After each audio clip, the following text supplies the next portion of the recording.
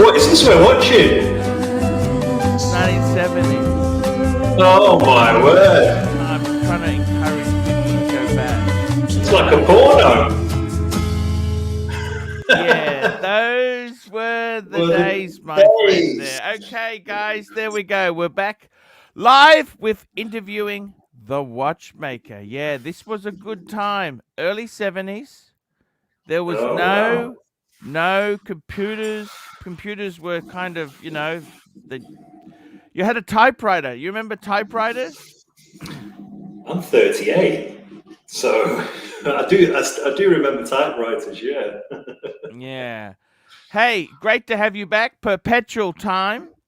Instagram perpetual_time_LTD. How are things going this week? Talk to us. All good. All good. I can't complain. You know, work's good. Family's good. Family's the most important thing, but work is good. Hey, that's fantastic. How about you? Fantastic. I've been getting rid of some negative friends in my life and influences. And it's funny. One thing George Daniels said ages ago was that he said watchmakers are very negative people. He said, you show them your work. First thing they do, they pull out a loop to scrutinize it further. It's very true. Very, very true. It's just naturally easy to criticize someone else's work. But there's a difference between criticizing and being extremely negative. You know, I mean, not every watchmaker can get everything right, but if their oiling techniques are no good, or even like, you know, on a Rolex where the date change is at 12, if it's 11:45 or 12:10, then automatically you're going to think if they can't even bother to get it as close to 12 as possible, then what does it say about the rest of the watch? If you think about it like that. But can you hear me okay? I can hear you well. I can hear you well there. Yeah.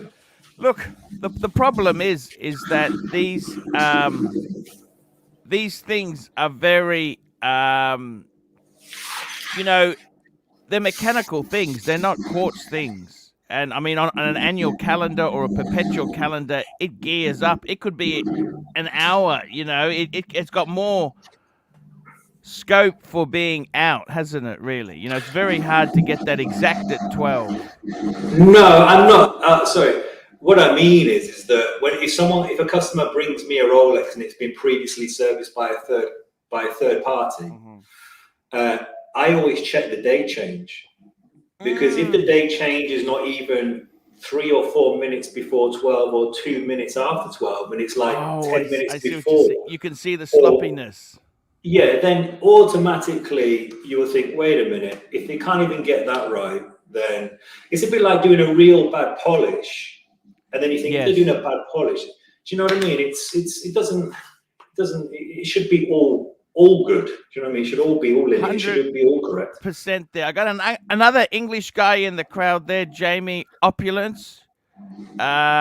He's got the amazing Khaleesi dial world time, the 52:31. That's the current model. The current model. He's that's an amazing piece that is just, it's literally art on your wrist there. Guys, let's get the super chats going. This is what funds these shows, guys. It ain't for free. Let's get the super chats. Let me just say this to you. I've got to tell you, the art of watchmaking, it's a very, very you've got to be really dedicated to get into the trade there. Do you see a lot of watchmakers coming through? Are they? What is the numbers like? Well, to give you an idea, when I did my watch step back in early 2000, I think 2003, out of the 7 of us, only 2 of us are still in the business. Wow. Why do you think that is? Because at the time in early 2000, it was difficult to get jobs and they weren't paying that well. Plus, I believe it was the age gap, because I did mine when I was 17 or 18. The others already were either had some other qualifications or ended up, even one of them, a real good watchmaker, I'm not going to mention his name. He worked for Rolex and ended up in Australia, where you're from, and then became a police officer. Wow. Yeah. I think Paul Thorpe would love to chat to him, wouldn't he? Why is that?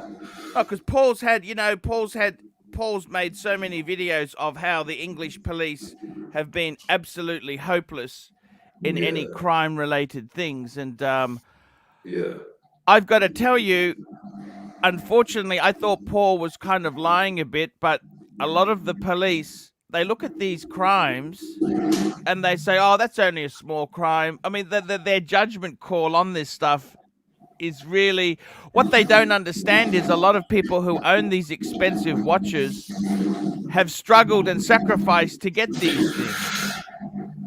I don't think they have any respect for people that actually have done well and wish to wear a nice timepiece. They just think, well, you chose to wear that watch. I don't. However, if it was somebody that's in the know, or a celebrity, or maybe somebody in Parliament, then they'll be onto you like a ton of bricks. But if it's just the average Joe, forget it.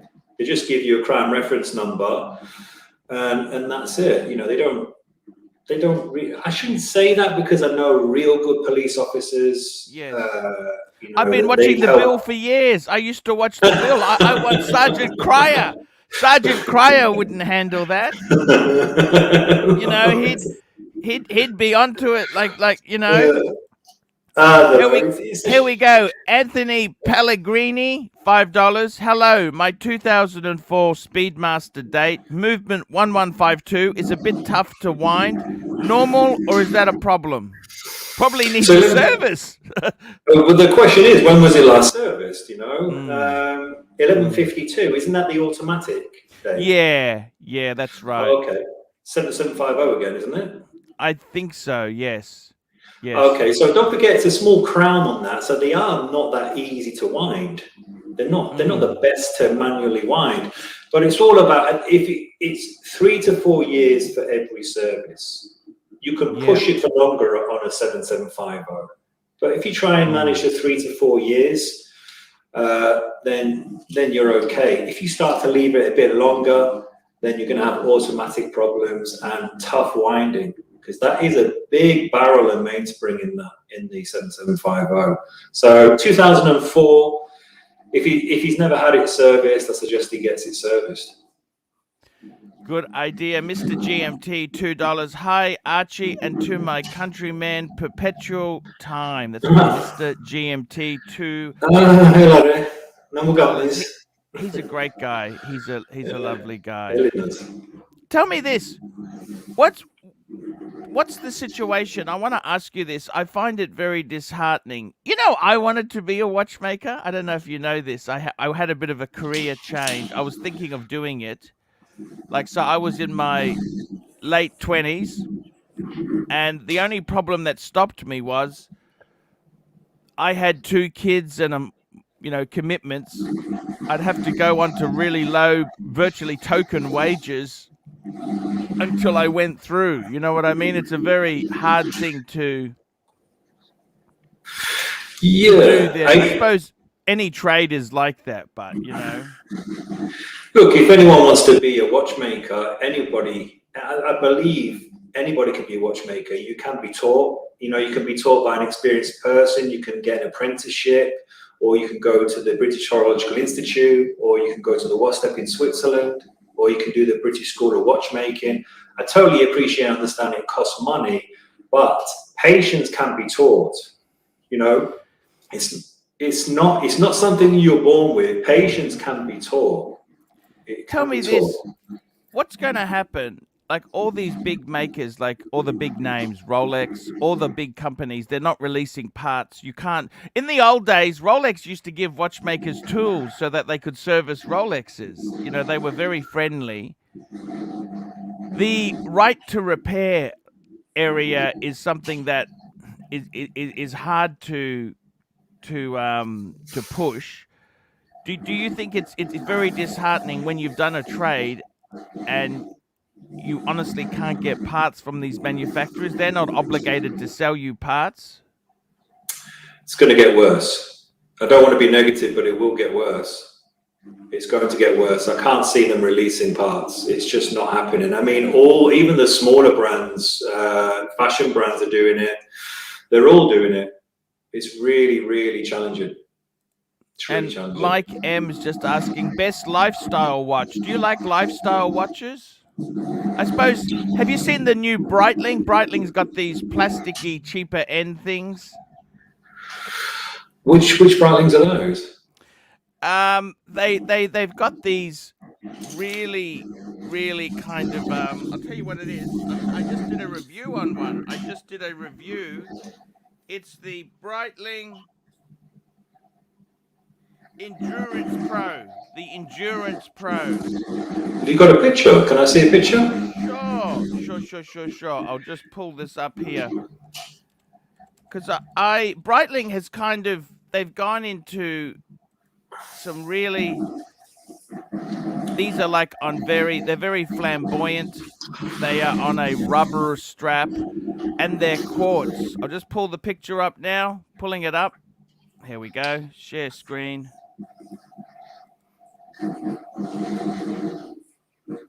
Here we go. How does that look? And what prices are these? They're about £1,500, 15 to 2,000, and they're quartz. So they're kind of a lifestyle watch. 1,500 sterling. Yeah, about 2,000 sterling. 2,000. Okay, so Breitling's trying to get into the lower end market. Yeah, they're kind of getting into the Tag Heuer, the entry Tag Heuer range there. I wonder how much it costs to produce that watch. Yeah, it's I gotta be honest with you, they're not really my cup of tea. I think it's kind of sad they're doing this, but that's what happens. The investment bankers took over Breitling, and they want to get a dollar return. I mean, these are very trendy, aren't they? Look, the very cool colors. I like it. Breitling's probably following Tag Heuer. Remember Tag Heuer had the Formula Ones with the plastic bezels? Yeah. I like that Breitling. I think it's cool. Yeah. Mal Law, £4.50. Hello, I work with electron microscopes in areas of high magnetism, 3D printers, etc. Will that affect my Navi B01 movement?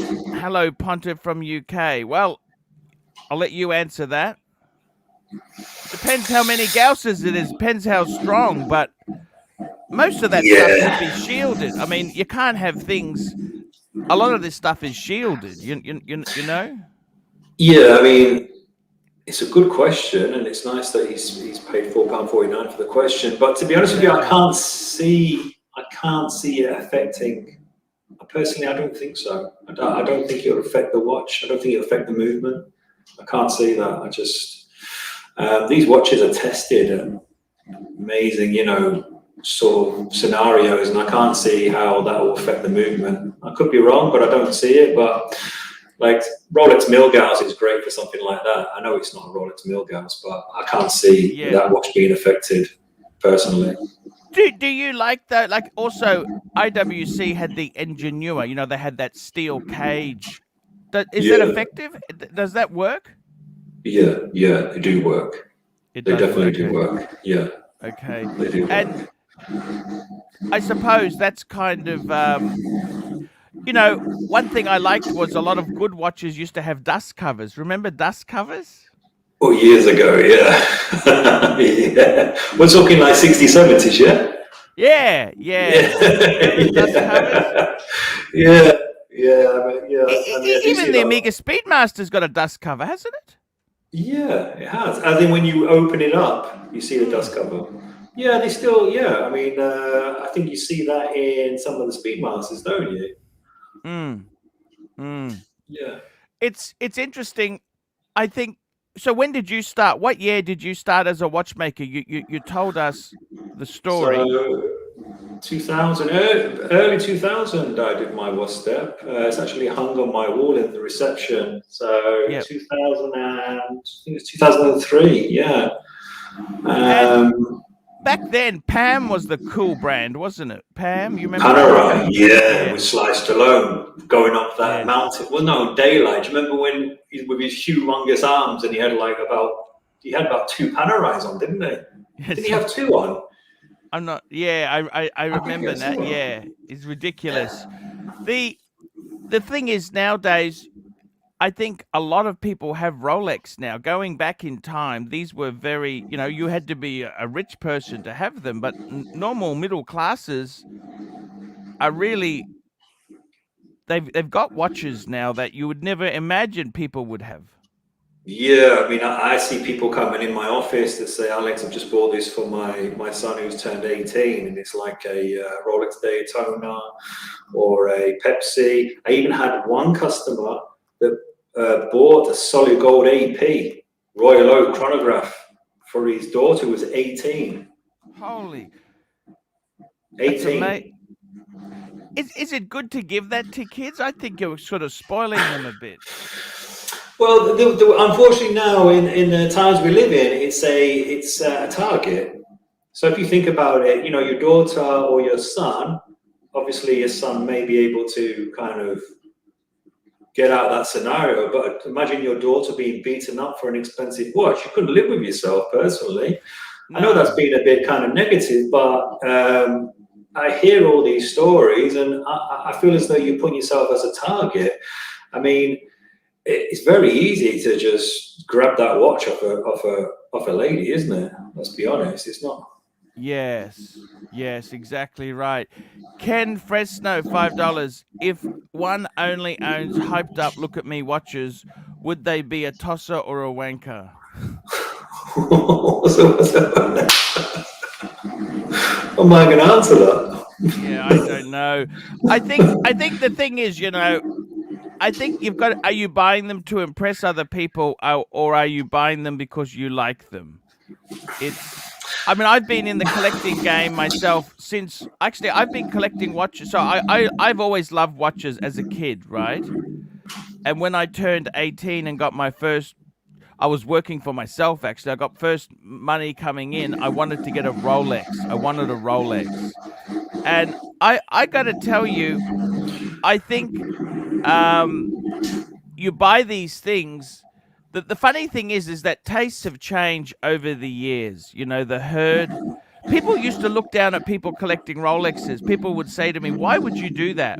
You'd have a PAM or an IWC, and this is the whole thing: is that Rolexes themselves now everybody loves. It's so hard to get Rolex, and the collecting thing has changed.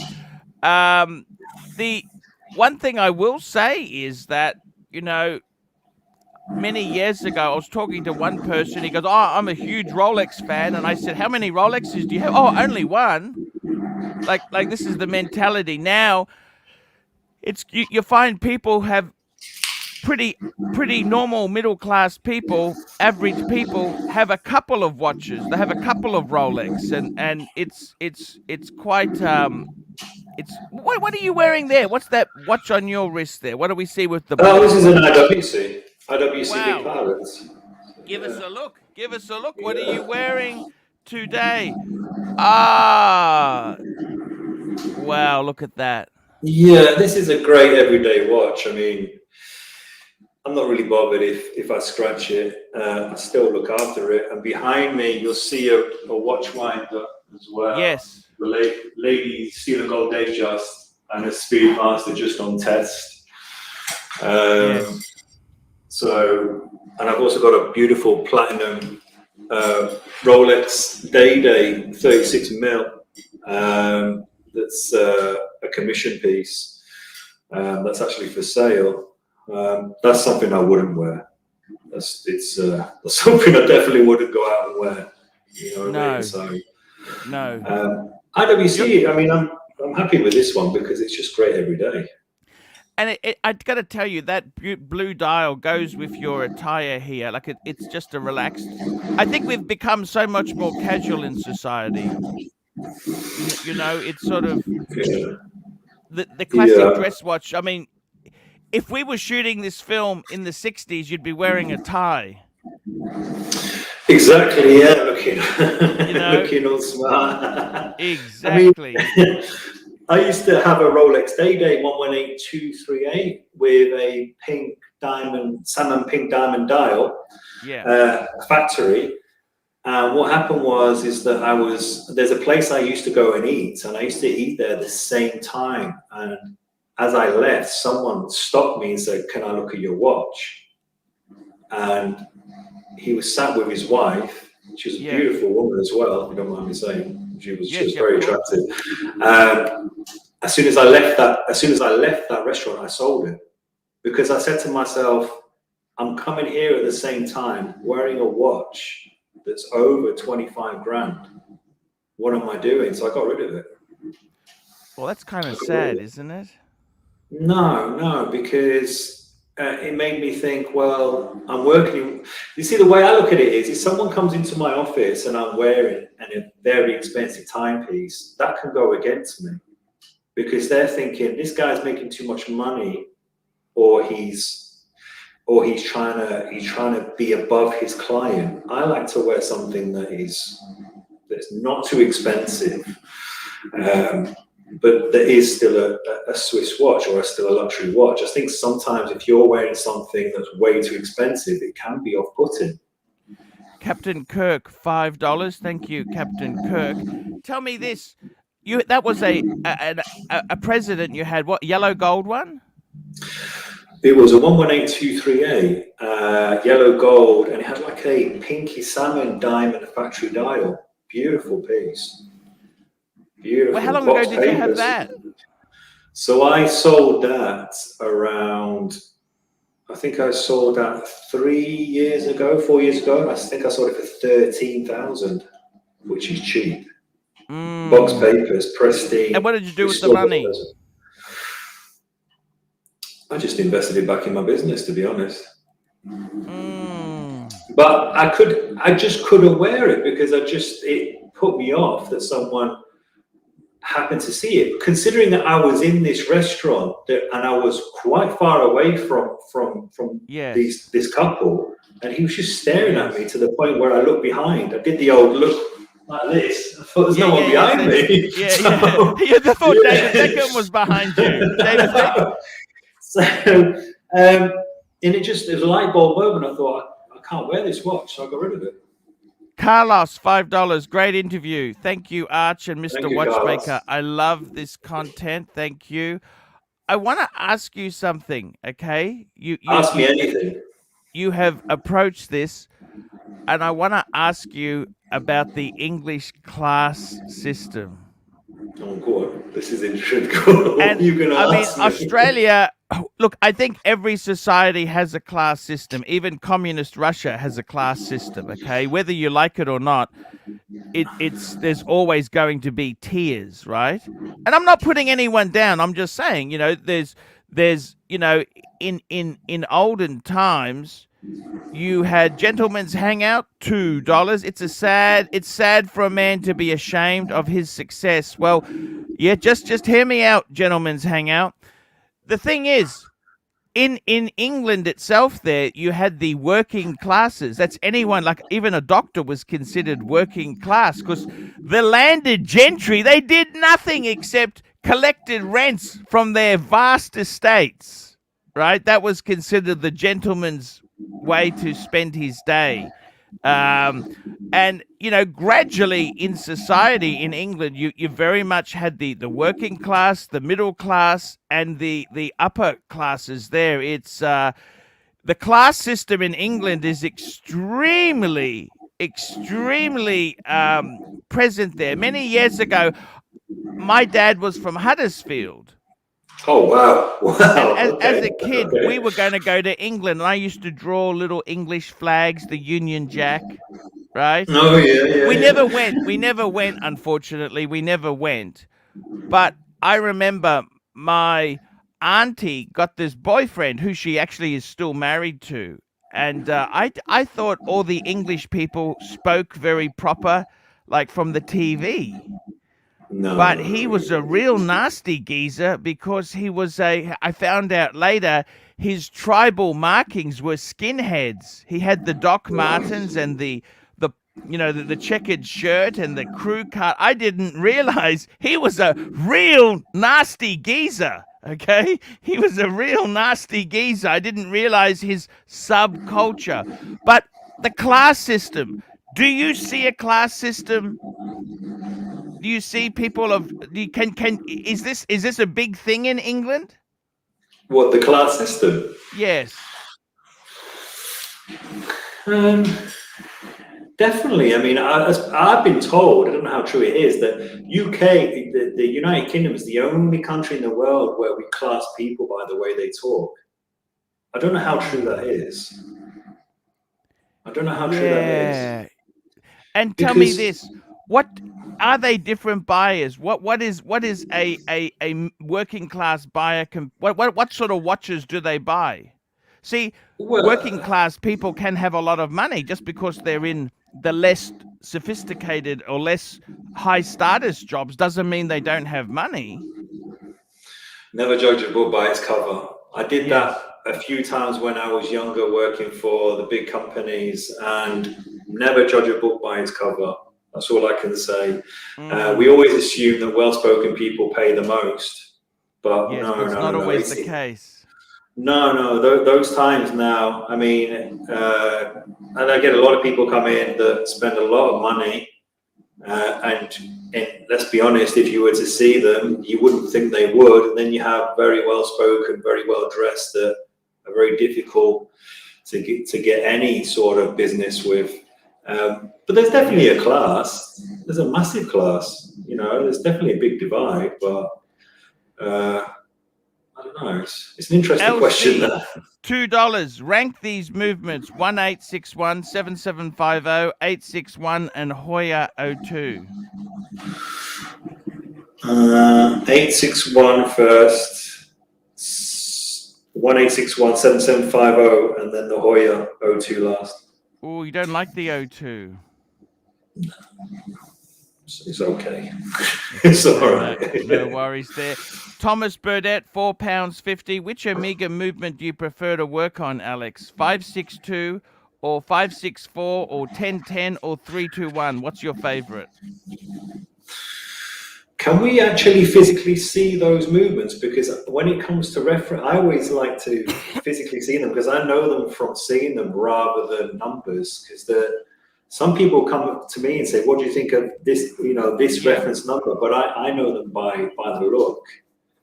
But the 3-2-1s are great. I Do you know what I see mean? what you're saying there. Okay, I'm just going to bring the screen up here. Let's have a quick sticky beak here. Let's bring this. So this is firstly the Omega 562 movement. Now this is a great movement. The only problem is the reversers on this are tricky, and also the rotor post wears massively on this, because if you look right in the center, you've got the steel post. It wears. It does wear a lot. It's still a strong movement. It's a great timekeeper if serviced properly, but obviously it's old, isn't it? Yeah, and then he's talking the 564 movement, which is, I think it's very Very similar. Doesn't? Yeah. Yeah. It's still a great movement, but it's what's got to be appreciated is that we're talking old movements here. So it's all about who has the experience of working on them. Do you know what I mean? It's about who works on them, has experience of knowing what to find and what the usual problems are. This is a very good movement, the 10-10. This is actually quite an accurate movement. I've worked on many of these, and the sort of rate you can get out of these is really good. I will say that. Wow, amazing. Massive ratchet wheel. Look at the size of that ratchet wheel. Yikes. It's see, looking at that, I'd say, oh, that doesn't look anything special, but you know, you've got to have the experience of working with it. And finally, the 3-2-1, and probably you hate the 3-2-1 because most of the 3-2-1s you've seen are really old and have been butchered by other watchmakers. Yeah, these are. Yeah, I mean, they usually are old and worn. The screws are usually bruised and a lot of worn parts. But these are 3-2-1s are great as well. They are good movers. But like I say, because they're old, it's about who works on them. So you've got to take it to somebody that has some sort of experience and is willing to give you a warranty. So many people go for the cheaper alternative and don't get the correct invoice, don't get their old parts back, don't get a warranty card, cash payment. When something goes wrong, they say, oh, well, you dropped it. Ooh, I see. It's very, very, very okay. Batch guitar, 10 euros. Arch, think you missed my super chat, but happy to support and post again. Yeah, I just looked for that batch. I couldn't find it. Have you worked on? Of course, you've worked on the Rolex 3131 movement. Yeah. I'll just pull a picture of that up there. We'll get the Rolex 30. Actually, I think you're right. I like the visual cues. You know, people mention these things. Yeah, much better. And plus, people can see that maybe not know about what we're talking about. Look, any Rolex movement that has the beginning of 3-1 is an immensely. It's just a fantastic movement, but the auto work fails on them. The auto work fails on them every 4 to 5 years. And it really depends on how the watch is worn, but it's amazing movement, the 3-1-3-1. Any 3-1 is an amazing 3-1-8-5, you know, any even the day version of it is fantastic. Rolex don't mess around when it comes to movements. Yeah, so that, you know, the date was 3135, I think, isn't it? 3135. 3155. So 3155. You're right. Yeah. And tell me this, are you a fan of the 15, you know, like the 15, like that's the plastic, that's the non-quickset Submariner dates and that there, the 1500 series movements? No, I'm not a fan of them, to be perfectly honest.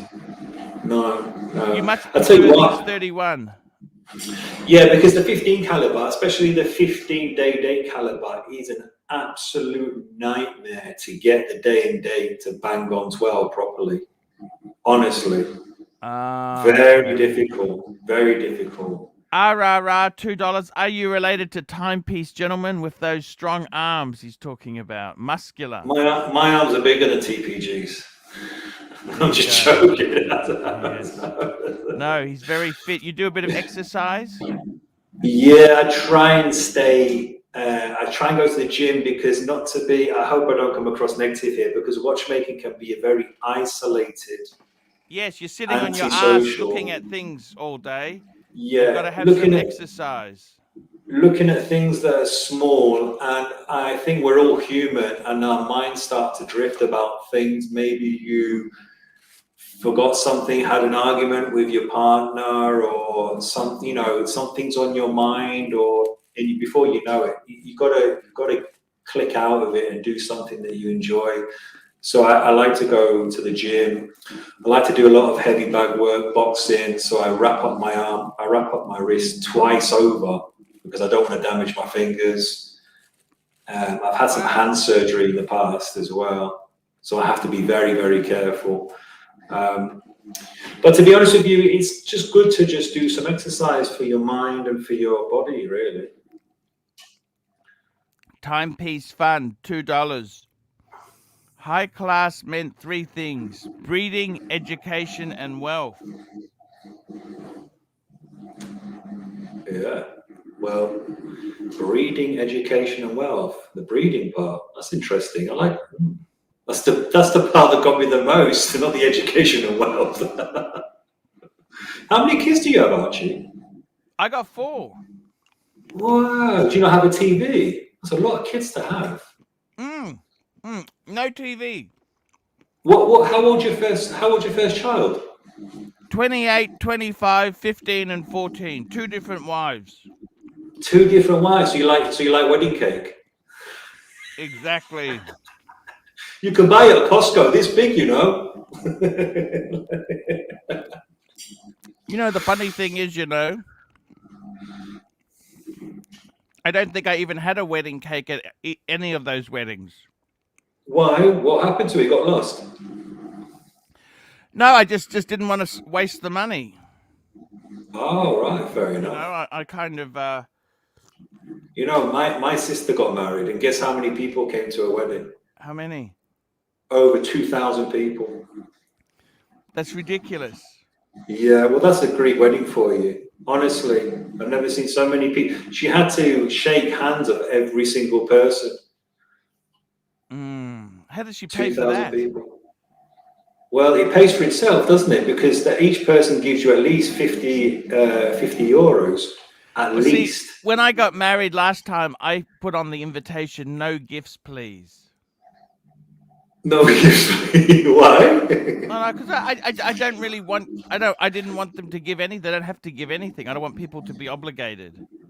Yeah, no, I think that's right, because a lot of these, like, certain culture marriages, like, because my parents are Greek, you'll find, like, a lot of people get invited, but they're expecting, obviously, the envelope. And what's really funny is that I know people that have received the envelope and there's no money in it. It's toilet roll or newspaper.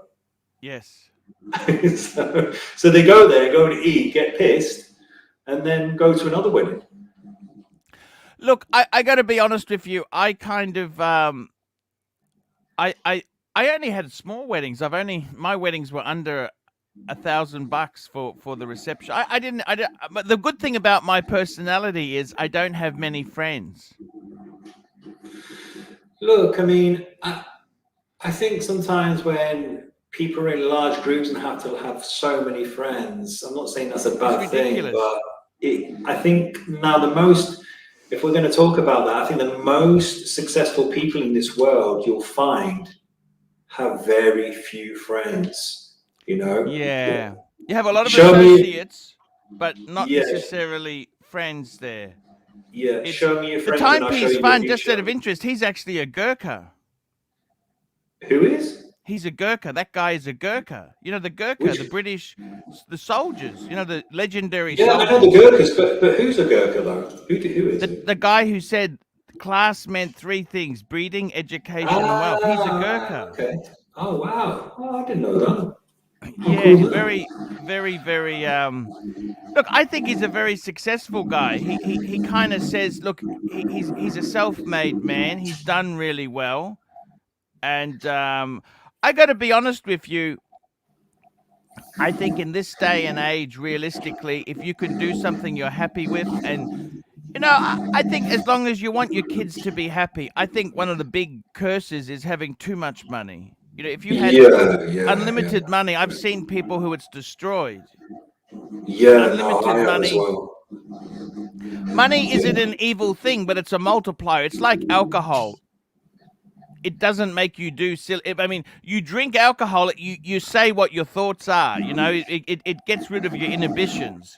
And Yeah. I think money is a bit of a multiplier. It either make you worse or better in many ways. And I I got to agree. tell you, as a Gurkha, he would have found it very hard. He went to America. He was obviously he's a dark colored gentleman, and he would have had a lot of prejudice and struggles. He's actually a very clever guy. He's actually I think he's a doctor in IT, Oh wow, and really? he's really overcome. I mean, this is the thing. I'll be honest with you. I was Ukrainian. I'm Ukrainian ancestry.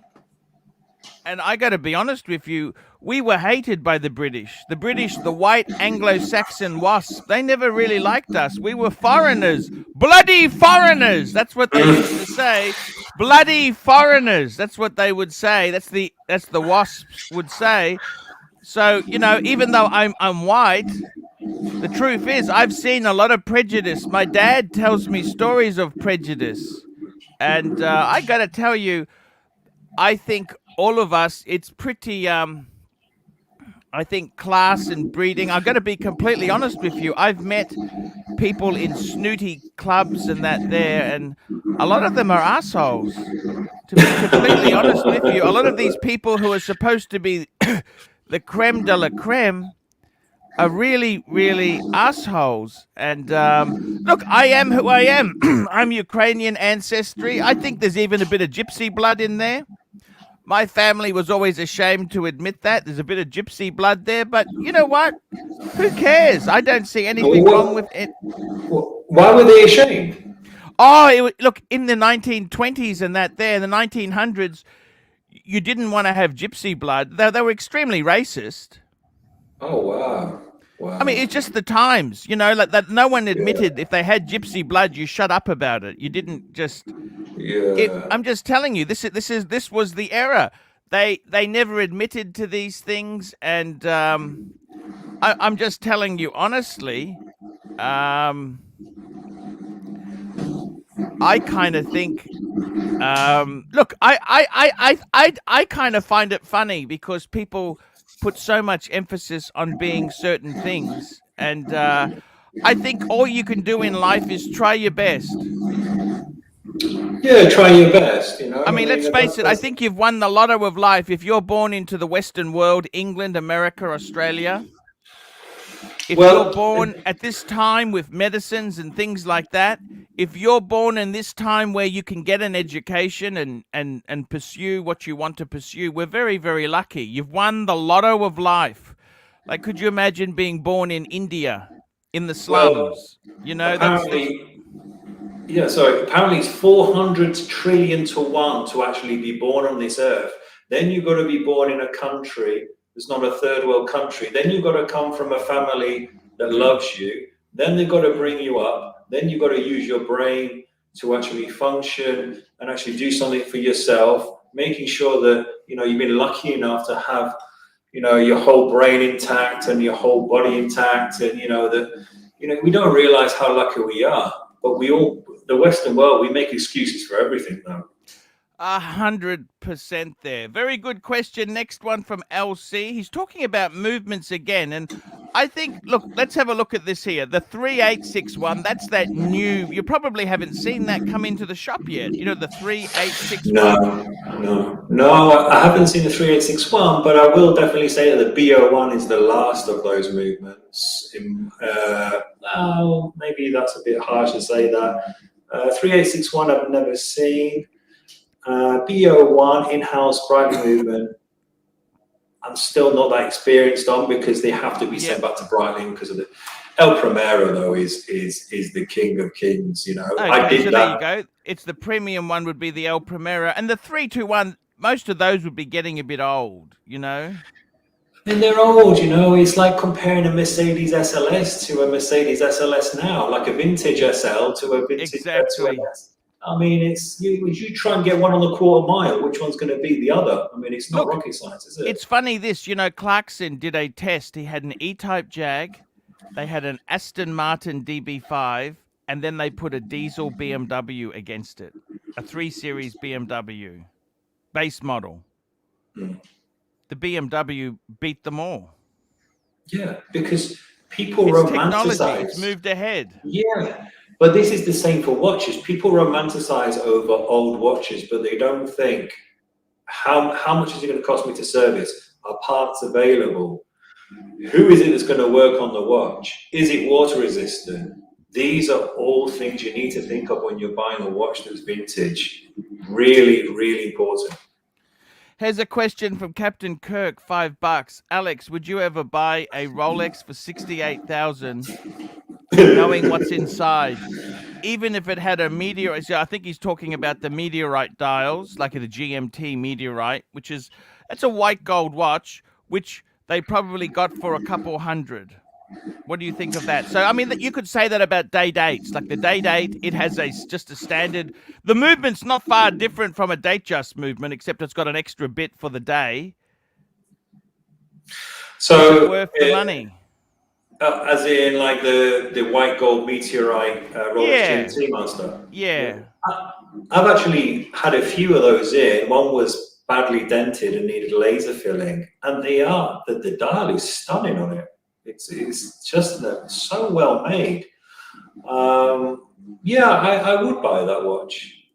How did it because get I know. How did it get dented? I think the client was in a fight. I think there was a bit of a rough geezer. Yeah, a rough geezer. Alan Wicker's dirty knickers, apple and pears. Yeah, no. Yeah, it was badly dented, so it needed laser filling. But yeah, I would buy the watch. I would, if I had the money, I'd buy it. Not only, but I know that losing on it is the chance of losing is pretty low. Yeah, fair point there. Luca, €2. Do you like the Milgaus? Yeah, I love it. I never used to like it, but the more that come in, especially the blue dial one, it's beautiful. Definitely, yeah. And I do like the way it's anti-magnetic, and it's got the cover in the cover, and it is. I mean, it is a good watch, and I think it's fairly priced, RRP. Yes, I see what you're saying there. It's I actually we got one in the corner here. I gotta say I think the Milgauss is a beautiful watch. I really do enjoy it, and sometimes it's the simple ones that give you a lot of joy. Because it doesn't have like a rotating bezel. It doesn't have even a date function, but it's just such a plain, simple thing. It's just beautiful. The simplicity is so beautiful in it there. Exactly. Tell me this. What's your dream watch? You've owned a few expensive things. You had the gold day date. What's your dream watch? So I had 2 steel and gold Submariners. I had a day, I had a Submariner, I had a Seamaster. I've had many watches, but I don't keep them.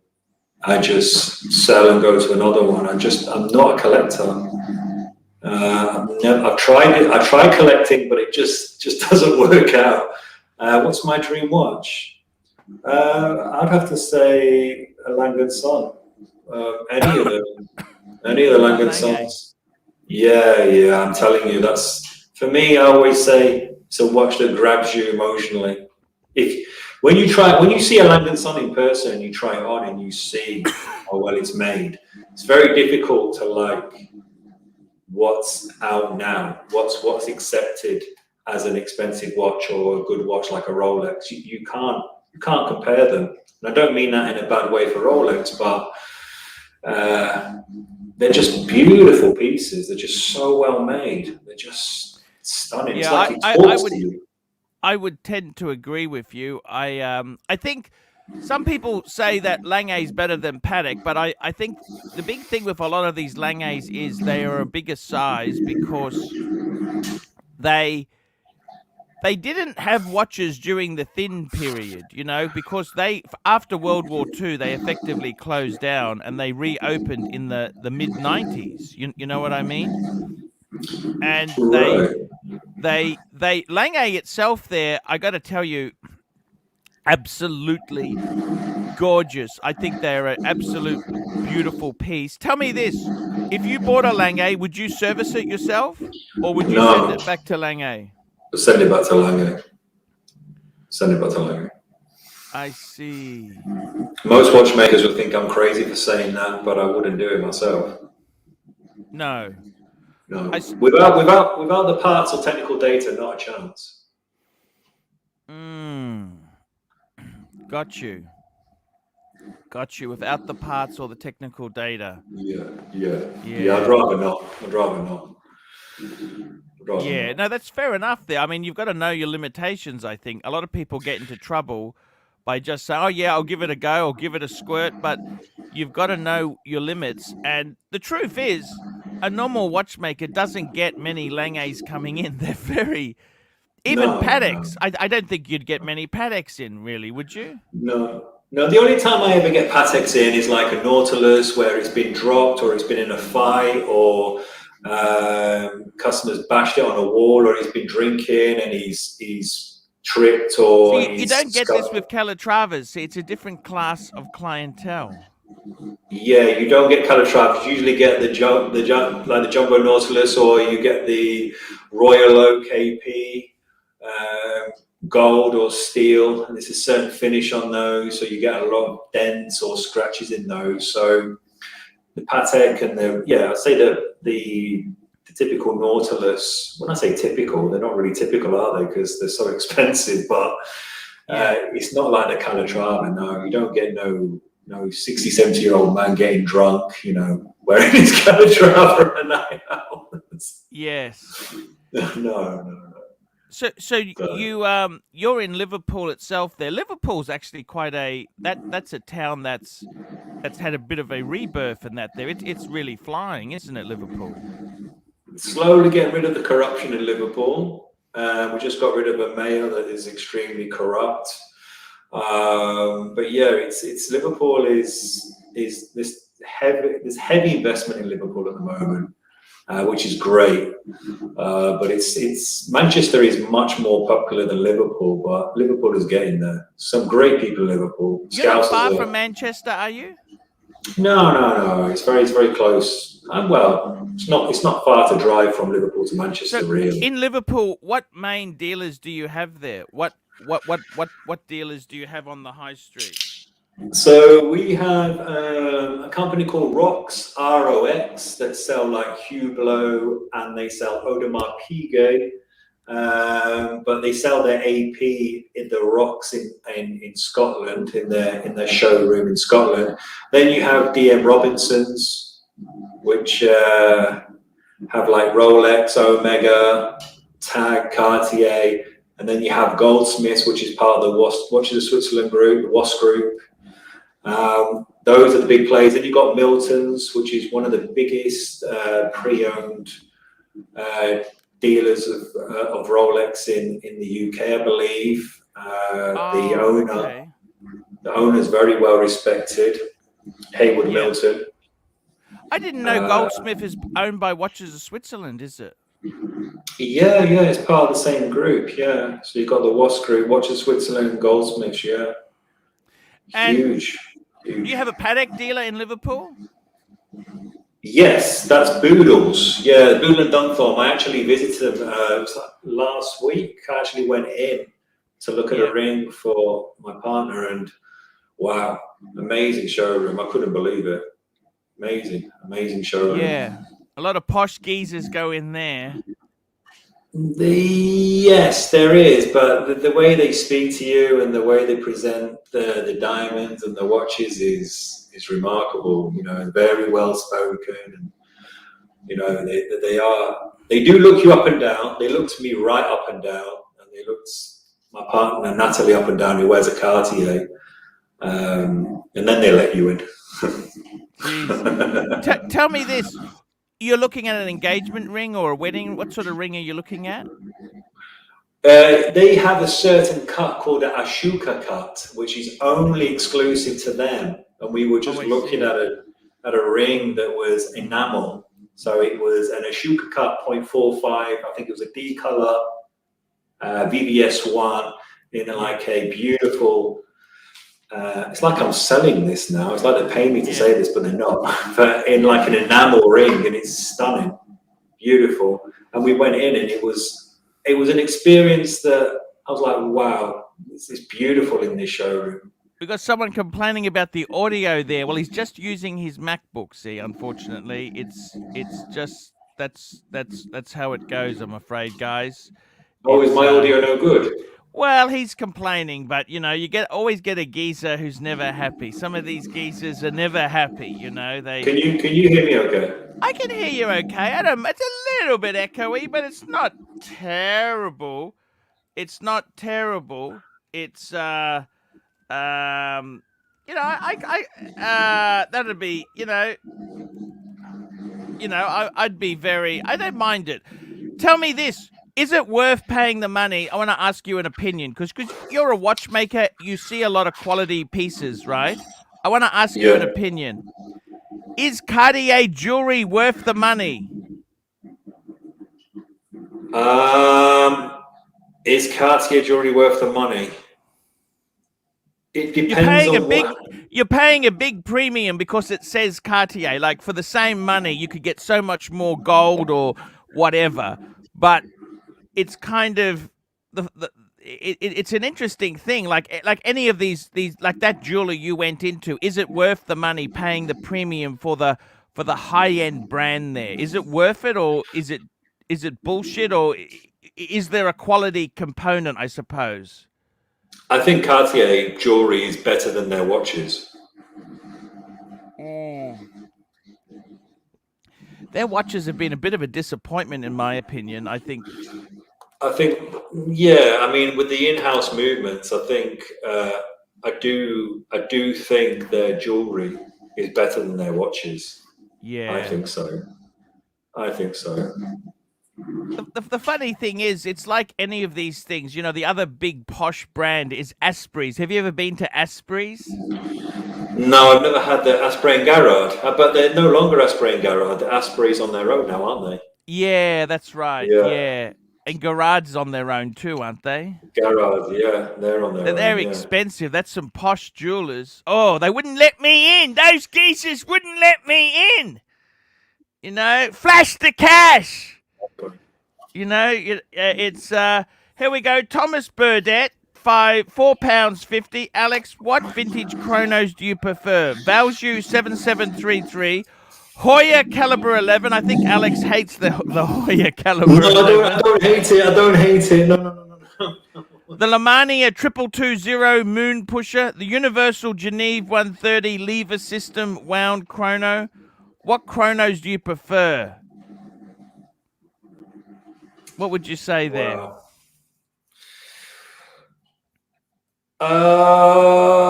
That's a hard one. Probably be the Valjoux 7733 would be the best out of all of them. Okay. I think. There we go. But these are really, really old, though. I mean, yeah, I think you know what, you raise a very interesting point there. You talk about like people romanticize this shit, right? It's like it's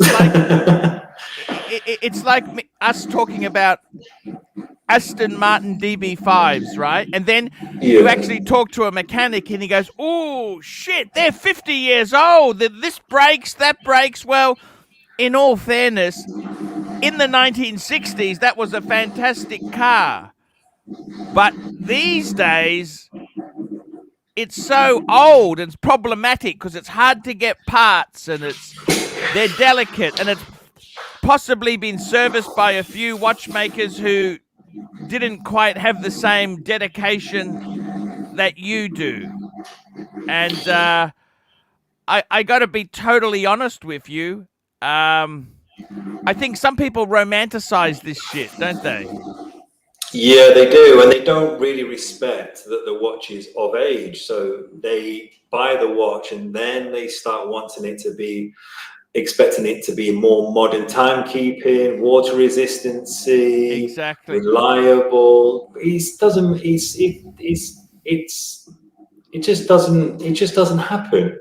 Have you ever fixed many bubble backs? You know, the Rolex bubble back?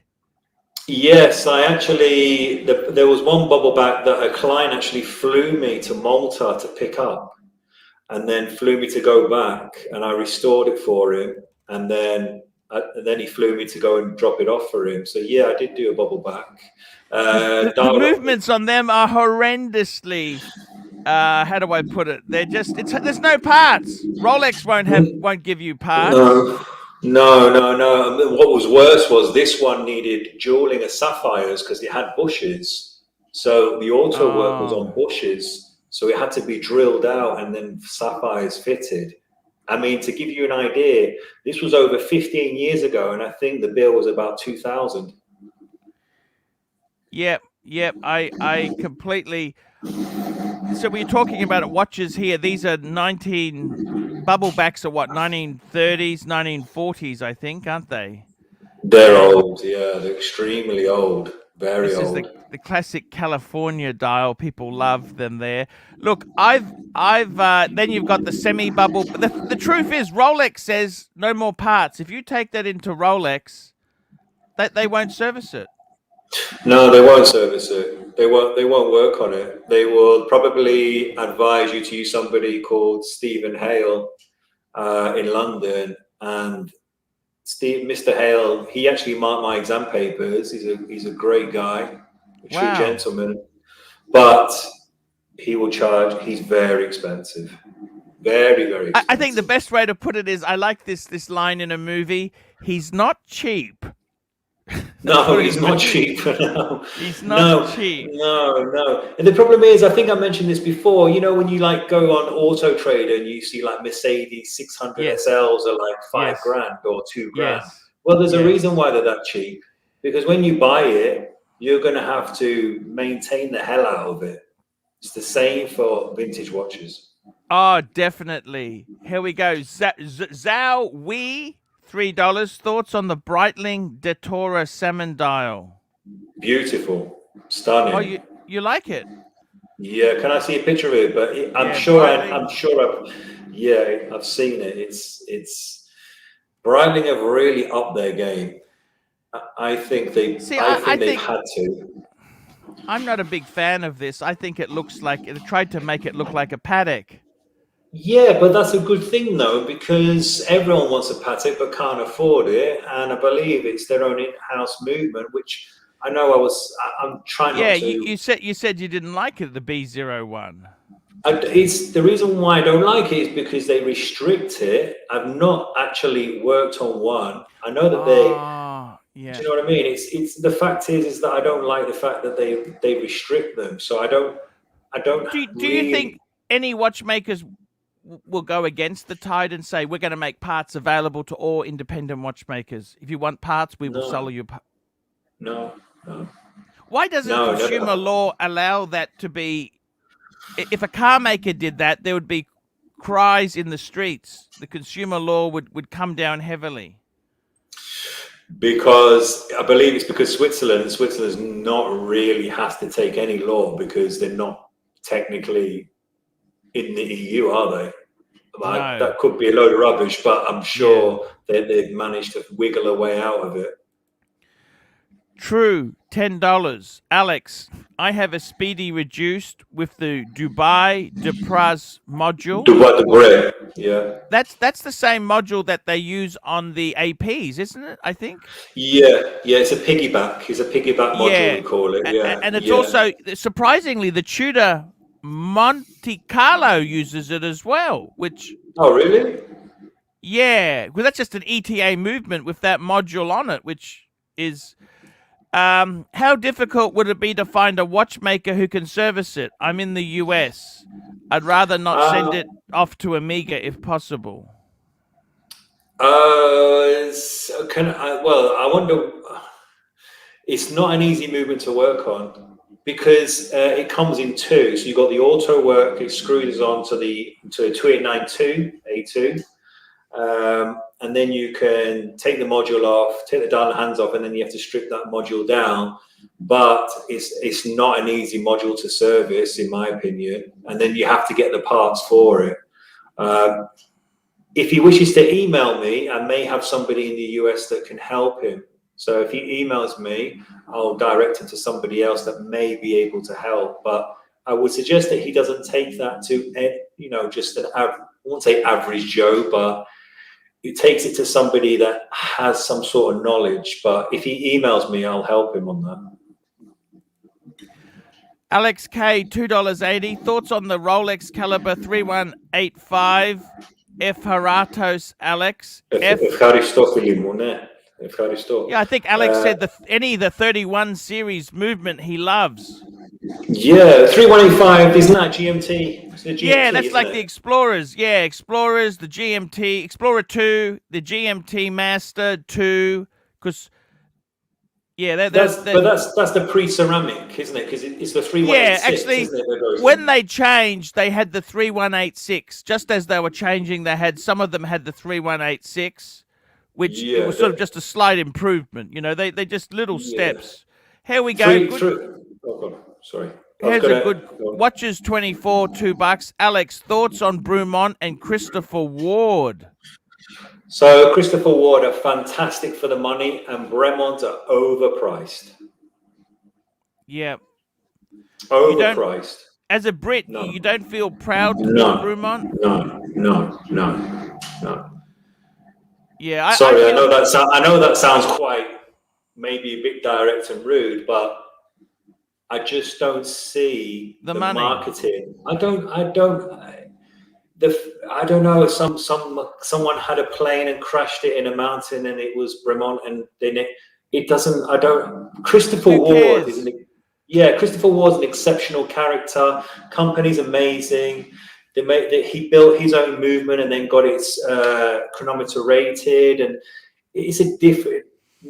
No. Don't, please, whatever you do, please don't. I hope this doesn't come. Don't pay RRP for that Bremont. Please, just at least get a discount. But the Christopher Ward is worth the money. Yeah, Christopher Ward. What's the price range of those? They're not really that luxury, are they?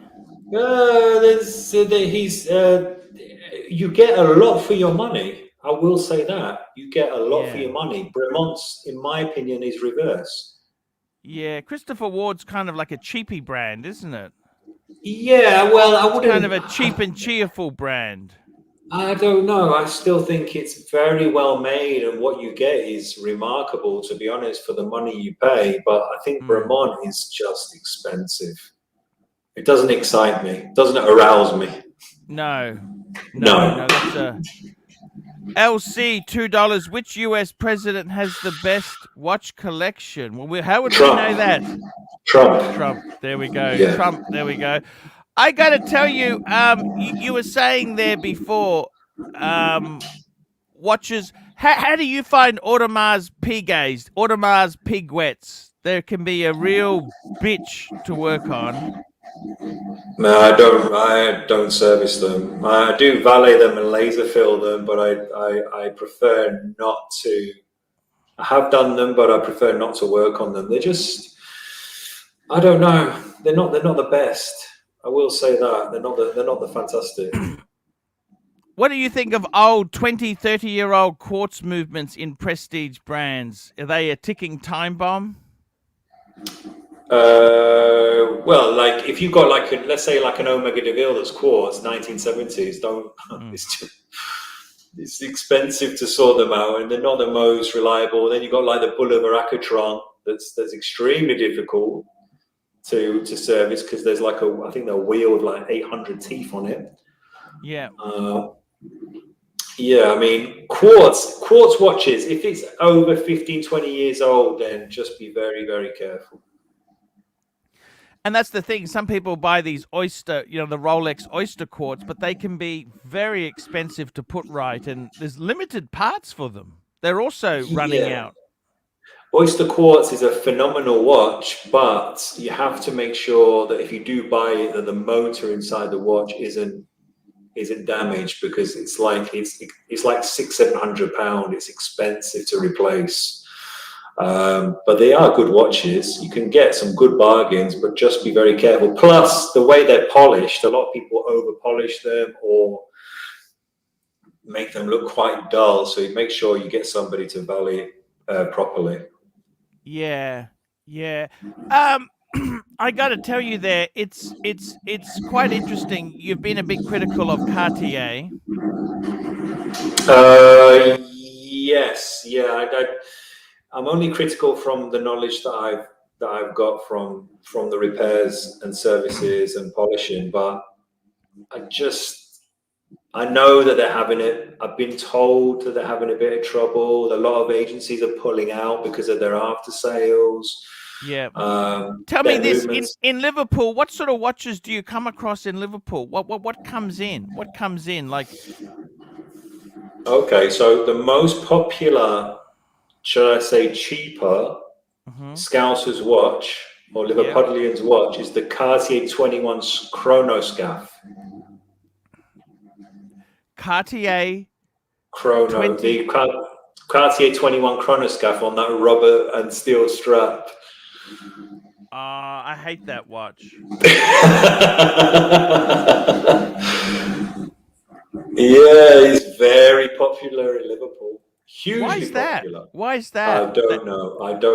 Because they're not really that good. You know, the movement in them is they're nothing. Yeah, I mean it's an ETA, isn't it? Is it 5? I think so. No, it's an ETA quartz chronograph, which is a very, very reliable movement, but you always find these where the dial is aged, or the bezel is badly worn or badly previously polished, or the rubber strap starts to crack, or the rubber strap is non-original because they tried to get an original and it's like it's X amount of money. It's quite expensive to get an original one.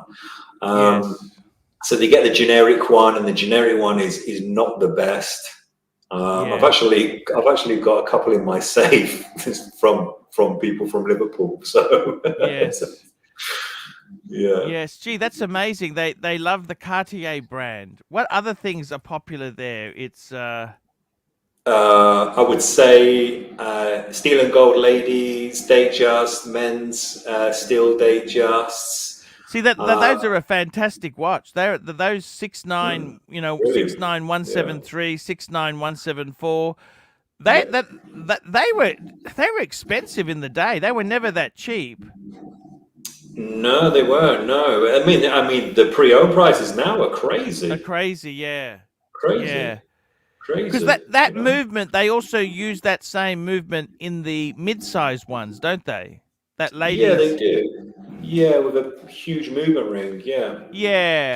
Yeah, exactly. Here we go. Super Triz, $5. 2 questions. Thoughts on Bell Rum? I never even heard. What the hell's Bell Rum?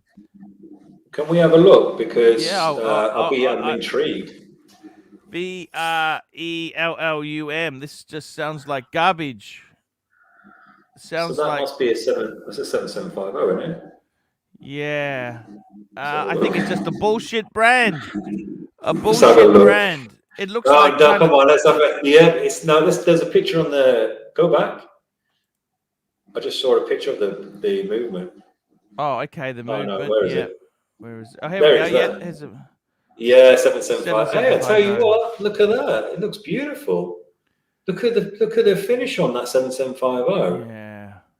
Come on, that's that. If that's $5,000, what? Best 5K USD.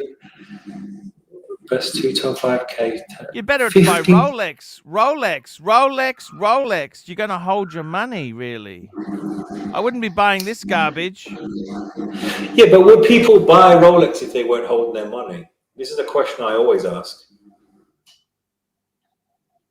You know the answer to this. Yeah, but look, see, the thing I love about Rolex is it's waterproof and automatic. Those two things are going to make it you know, that's why so many Rolexes have lasted, because it's got some sort of crown, it's got a screw-in crown, and it's an automatic. It's a very useful sort of watch, and they take a lot of abuse. You could take a lot of abuse in these things.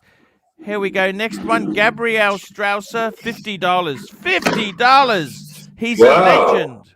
Hey guys, great job. I'm a Panaristi, have a few, and was able to acquire a 605 Ferez, whatever the hell that is. What the hell is a PAM 605? Let's just call that up. Forense. Okay. 60 to 19. Okay, they're kind of, it's a 3-day. Okay, it's kind of cool. It is kind of cool. What do you think of the shenanigans pulled on the PAM 111, saying it's in-house when it's not? Oh, the 1111. And does Panerai have a great future? Now, I saw a gentleman called, he's an Italian guy, Peres Scobbies. I can't remember his name, but he's well known on Instagram. That absolutely, really, yes. And Panerai are basically saying that this movement is in-house, but it's actually an ETA. Yes. Yes, that's the caliber, 9200 caliber.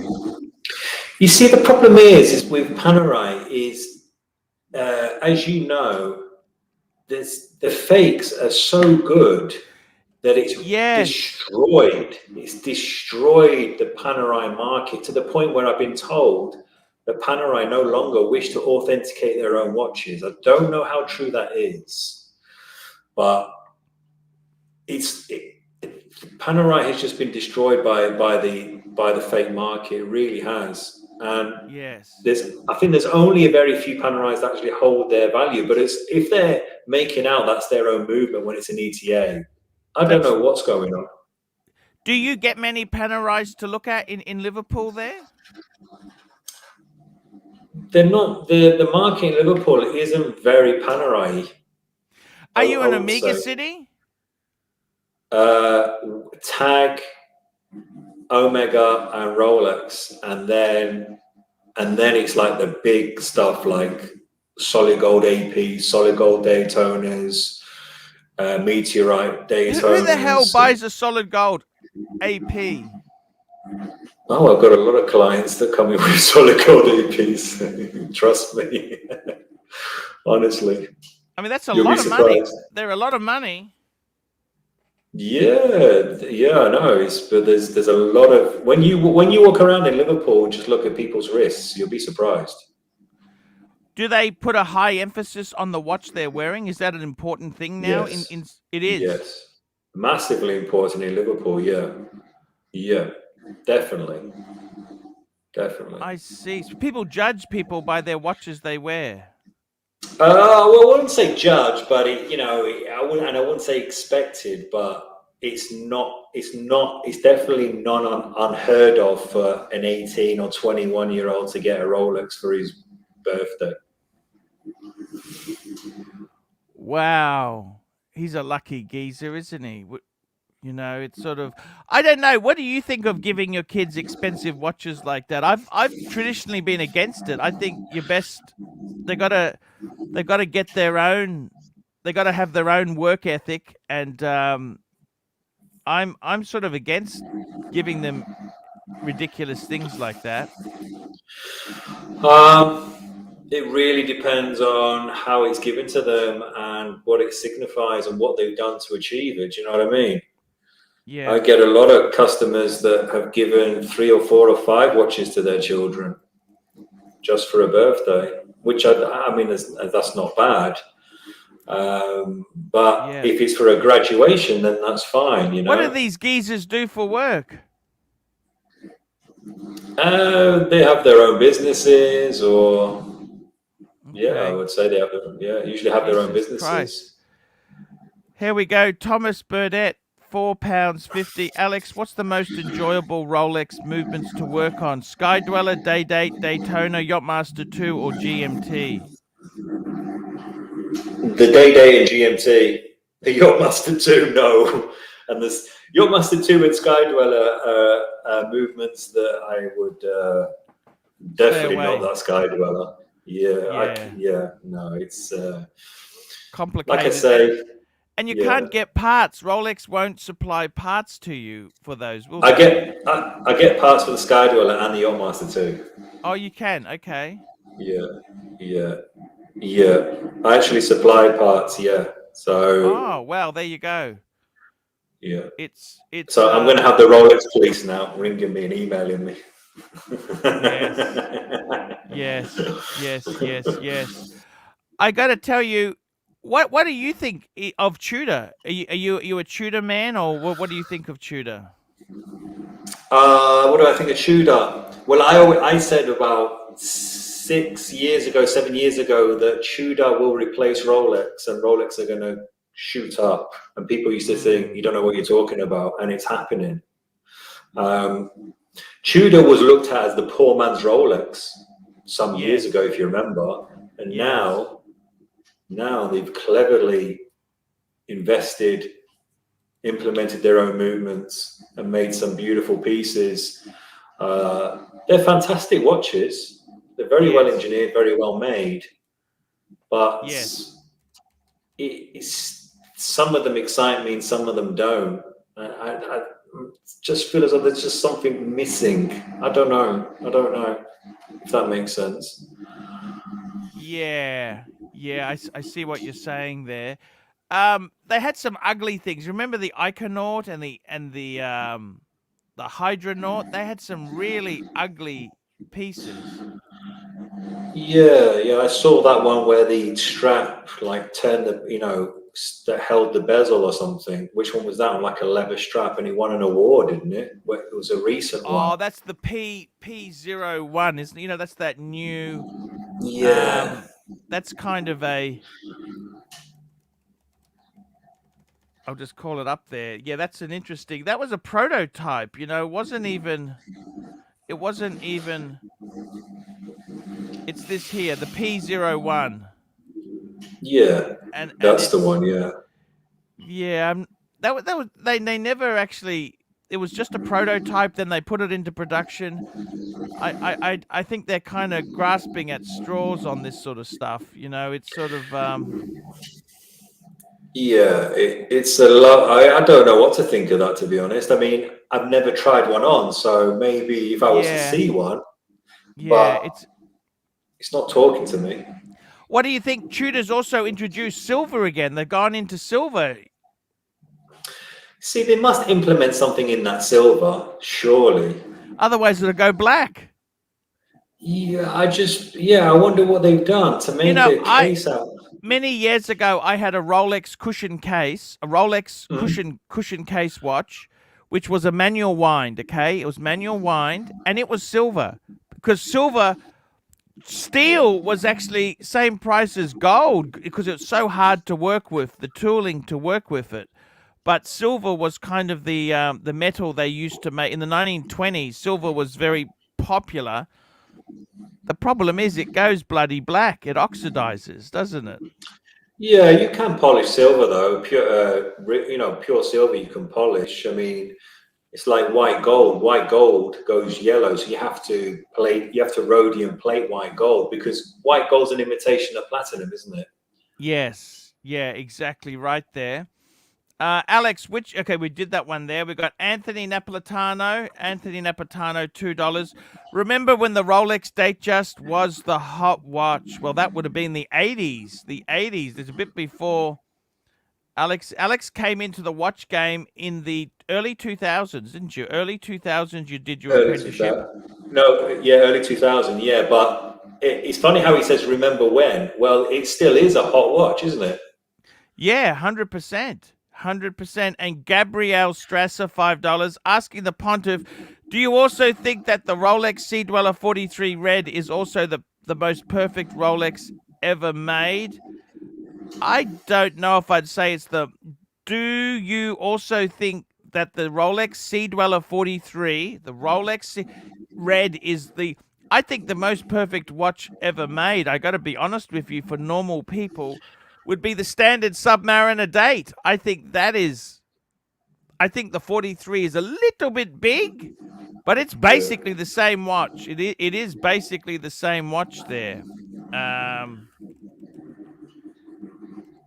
I don't have a problem. I got to be totally honest with you. I think the 43 mil Sea Dweller is a good watch, but I think the standard 42 Submariner is amazing. That's an amazing watch. And Thomas Burdett, £1.80. What's the worst job you've had to do on an AP? Well, he said he did laser welding, and he doesn't really, the movements he stays away from. There's a supply problem. Yeah. Sorry, the worst job on an AP was me having to tell a client after a verification condition report that the watch wasn't fully original, because he assumed that the dial and the diamonds encrusted were original, but they weren't. So that's probably the news that he didn't want to hear. Also, the bracelet wasn't fully original as well. So I think that's probably one of the worst jobs I've had to do in terms of. How did he take that? Well, it's not your fault. You're just the messenger. Yeah, for the money he paid, it wasn't easy for him. It wasn't good for him, to be honest. No, it's this is the problem. Who's the buyer for these APs? What sort of flashy geezer buys this sort of stuff?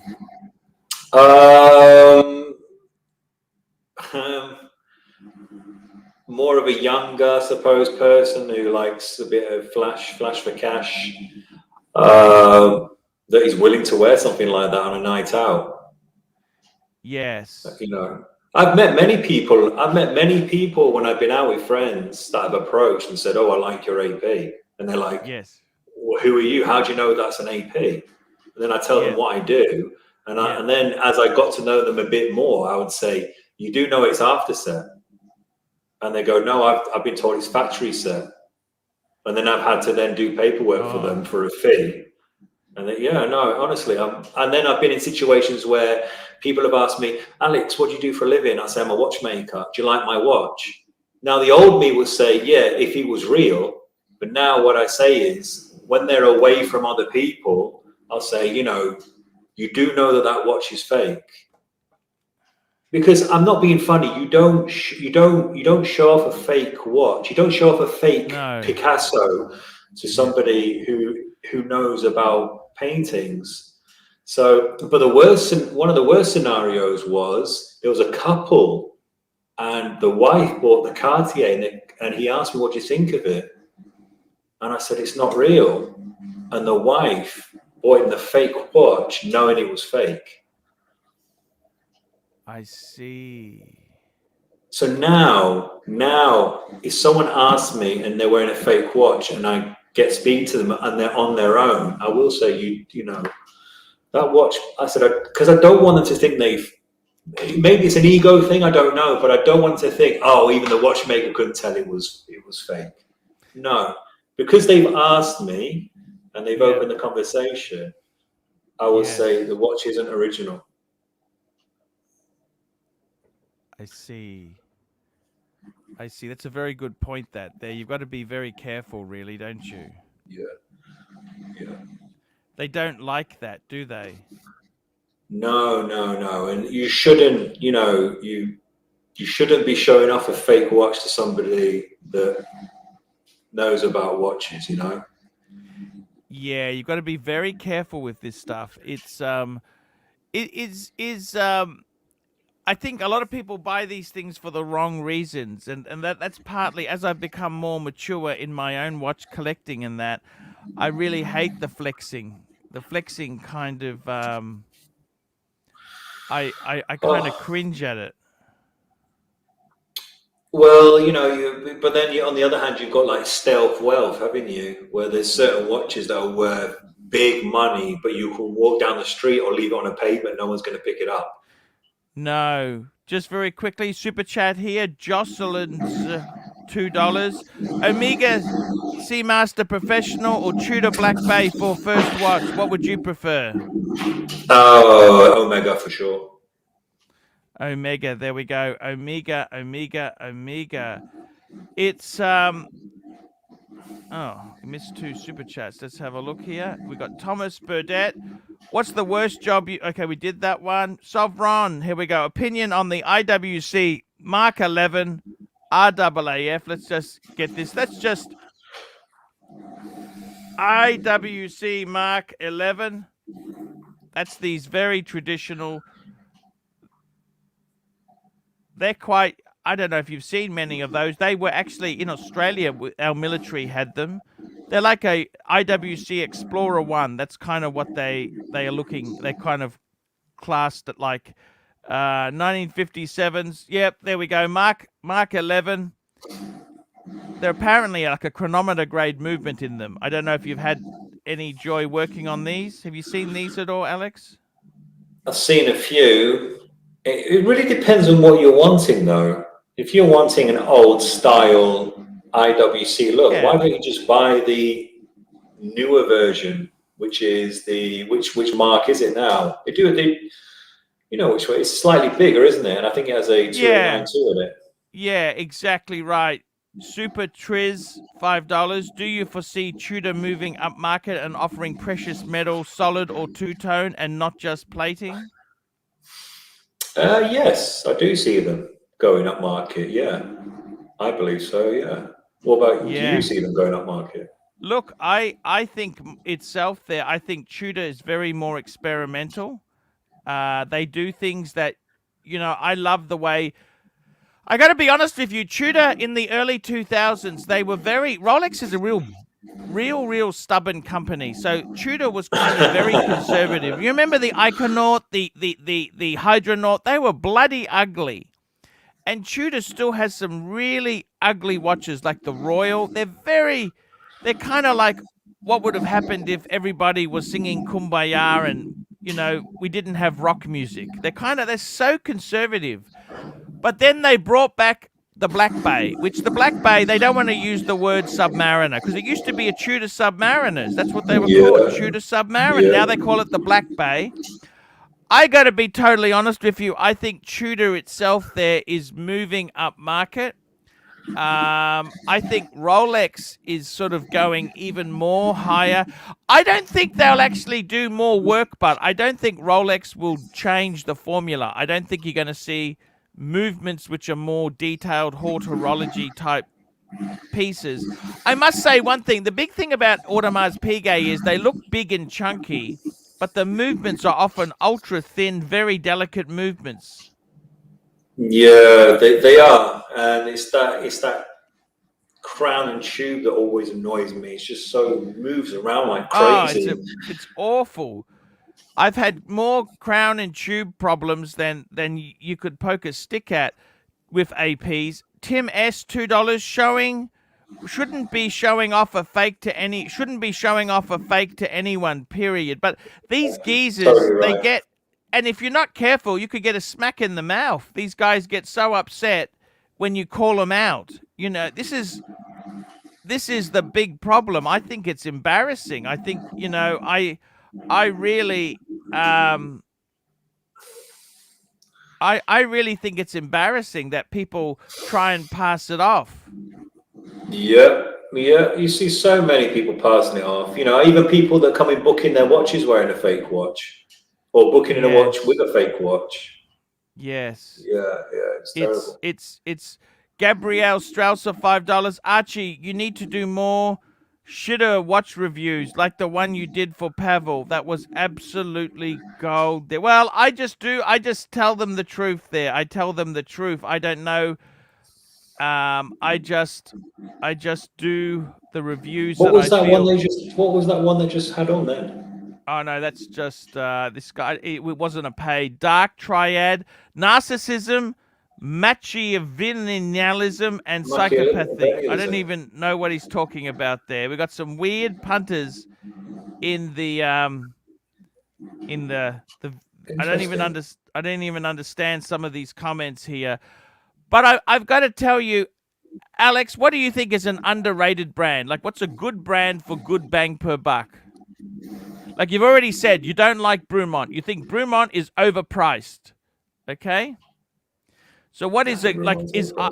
Well, you're wearing IWC. That speaks volumes. That's a very Yeah, IWC. I mean, they're not cheap. They're not no, cheap, definitely but not cheap. they've got a good heritage. They are a good brand. You know, I mean, what is their? Well, I don't know. It depends on the price bracket, though. What price bracket are we talking? Exactly. And we've got Jay, £2 here, saying thoughts on the caliber 335 SC in the paddock Nautilus.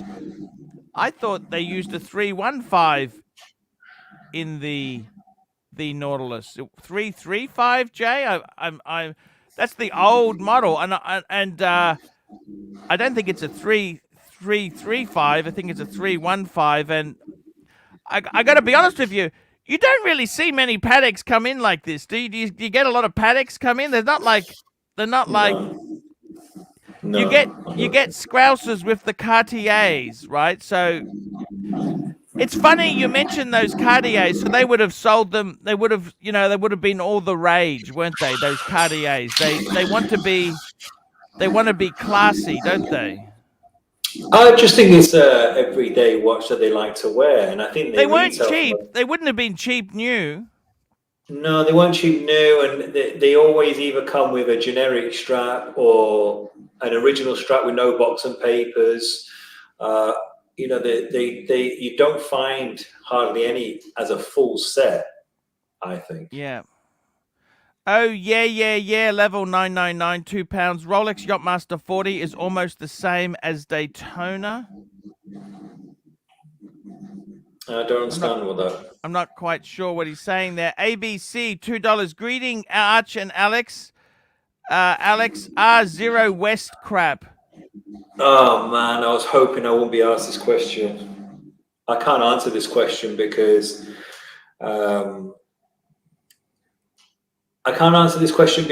Zero West is sponsored by Paul Thorpe, and I also sponsor Paul Thorpe, so I don't want to answer that.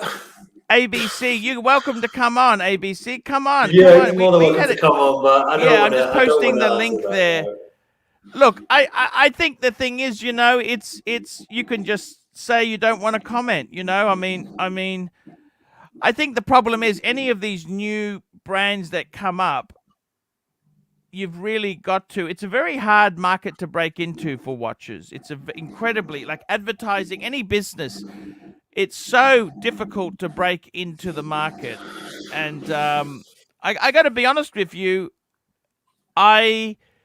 I seriously, these micro brands, I've never really been a big fan of these micro brands. They kind of come and go, and it's just how it sort of is there. What do you think of these? Remember Bamford? They used to customize Rolex. What do you think of that? Well, it all stopped, didn't it? They stopped doing it. I'm guessing Rolex paid them off or something. Well, actually, Bamford was sold to LVMH. I don't know if you know that. Ah, so that explains why LVMH did like a collab with them. Yeah, and Tag Heuer. LVMH owns Tag Heuer out of interest. Yeah, Louis Vuitton, is it Moet Hennessy, isn't it, or something? Louis Vuitton. Yes, Moet Louis Hennessy. Vuitton Moet Hennessy, exactly. Yeah, LVMH. Yeah. So he's a very clever individual, Bamford. He comes from the family of JCB, doesn't he? Yes, the excavator, the tractors. Now, isn't it interesting? He comes from a family that's extremely rich, but still had the passion and drive to do something for himself. Yeah, I never liked his stuff. I thought it was do a lot of PVD plating, and I don't know. Rolex, once you do that, once you customize it, will they even service it or do anything? No. So PVD, DLC in, all that sort of stuff just voids warranty. And you know how hard it is to take PVD off? I've done it, and I won't do it again. Yeah. It kind of sticks. But I mean, the thing is, it doesn't stick perfectly because it always comes off a bit. It just doesn't come off fully, does it? It has to be reversed by placing it in a machine, and then they remove it, and then you have to hand remove the rest. Then there's chances of serial numbers being weaker to look at, causing problems with almost like parts of the steel and PVD that can still be seen. It's not something I would advise if you ever wish to reverse back. Horological Freddy Krueger, $2. Can you run the chronograph on my AP Royal Oak offshore? Can I run the chronograph on my AP Royal Oak offshore? You can, but what? I think he means for run what? it continuously. Run it No, continuously no. because it's not a column wheel chronograph. No, even if it is, it doesn't matter. You just It's don't. never meant to do that. No. It's supposed to be measuring. It's supposed to be. You're supposed to be. It's like a stopwatch. You're supposed to be using it to measure. There's no point running it. Jim Canato Oro, $2. Price to service a Breitling 7750 and replace seals. Okay, so Breitling charge 700. I charge around 500 to 600 inclusive of VAT, and I give a 24-month warranty. I believe Breitling only give 12 months, unless they've opted to 24. So I'm at least £100 less than them. There we go there. And I got to tell you there, it's Lord Bamford. That's right, it's Lord Bamford. I never liked that. You know, there's been a few companies that did that customizations. You know, there were a few companies, and I think Rolex frowns on it, don't they? Hate it, don't they? No, they can't stand it. They can't stand it. I did actually, is it DLC? I think a DLC, the GMT Master, a Batman. I did actually DLC one, and I called it the Dark Knight. Yes. And I had to sign like an NDA because it was going to a particular person. And that was fun because it looked amazing. I will say it looked amazing. It did look good. Yes. Because don't forget, whatever you cover, it stays. So satinization stays as satin and high polish stays at high polish. So you basically, it did look good. It looked really good. Pound the drums, $5. Thoughts on the Tissot PRX Powermatic 80 automatics for 600 US. Crafty, that swatch group. Pound for drum. So that's the Tissot PRX. Yeah, but why is it crafty though? I'm not sure what he's getting at there. What do you think of these Tissots? I think they're kind of a low end sort of watch, really, aren't they? It looks very 1960s, 1970s. They're garbage. Is that like a cheaper 2824 that they use inside it? I'm not sure, but probably. It's like a cheaper version because I know Swatch do that. Alex. Tim S, $5. Alex, last show you scared me away from buying a watch with an ETA 2000. How bad is it?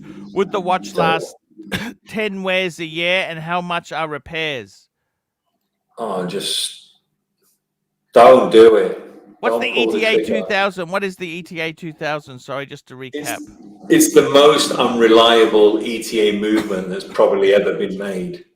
It's a tiny, tiny movement, very small, and everything's built on top rather than spread out. Who uses that movement? So Cartier use it, and I believe Tag still, I think, still use it. I think they still use it now, or use a base of it. It's just not a good movement. The reverser fails on it. It's hard to wind. Tim, don't buy the watch, please. If you've not bought it, just don't buy it. Just buy something else. Yes. Honestly. Yes. Tell me this. Are you a car person, Alex? So well, because I've got a small boy, we had to change my car. But my car used to be the 300C SRTA 6.1 V8, and I had it murdered out, meaning that it was all blacked out. So what's a 300C? Sorry, I'm not quite with you. A 300 CSRT8 was the Chrysler. It was the Bentley Oh, lookalike. 300C. Yeah. So when I bought it, I wanted to move it away from the Bentley look, and I had it all liquid wrapped, which is like a black matte finish, black wheels, tinted windows. I had straight pipes. I had all the catalytics removed, straight pipes as well. And I had the motors on the exhaust, so it open and close. I took it for quarter miles, and then I fell out of love with it and sold it. Did you lose money on it? Oh, I lost it. It was like I can imagine it's like being in a divorce. It wasn't. I lost a lot of money on it, a lot. Oh, I see. I lost a lot. And so you had the V8 or the 6? Sorry, which one did you have? Sorry. I had the V8 6.1 liter. Oh, the Hemi. Yeah, I had the Hemi. Wow. And here we go. We've got Rich Buddy. How are you, Rich Buddy? Hey, what's up, gentlemen? How are you, my friend? It's all good. You're You're not racist, are you? I just want to clarify that. Someone said to No. me, I said, Rich Buddy's not racist. No, You've know how never the been internet racist, is. have you? No, have you ever seen any of that stuff? No, That's ridiculous. These guys are. They just accuse me just very quickly. Thomas Burdett. Most of these watch 50. guys are jerks nowadays, man. What can you do? I know. That's look. You just have to get over it, right, Arch? Look, I remember you jumping in the water for me, so I give you a bit of extra leeway. Just very quickly, what do you think? Just very quickly, Thomas Burdett, £4.50. What do you think the two watches that Fabergé have done recently? Have you had many of those, or the Luke Chopards in for service? He probably wouldn't. Nobody would have those in. Have you had any of those in, Alex? No. And even if they came in, I'd advise them to take them to Chopard. That looks a lot like a Vacheron. That watch you had up on the screen, didn't it?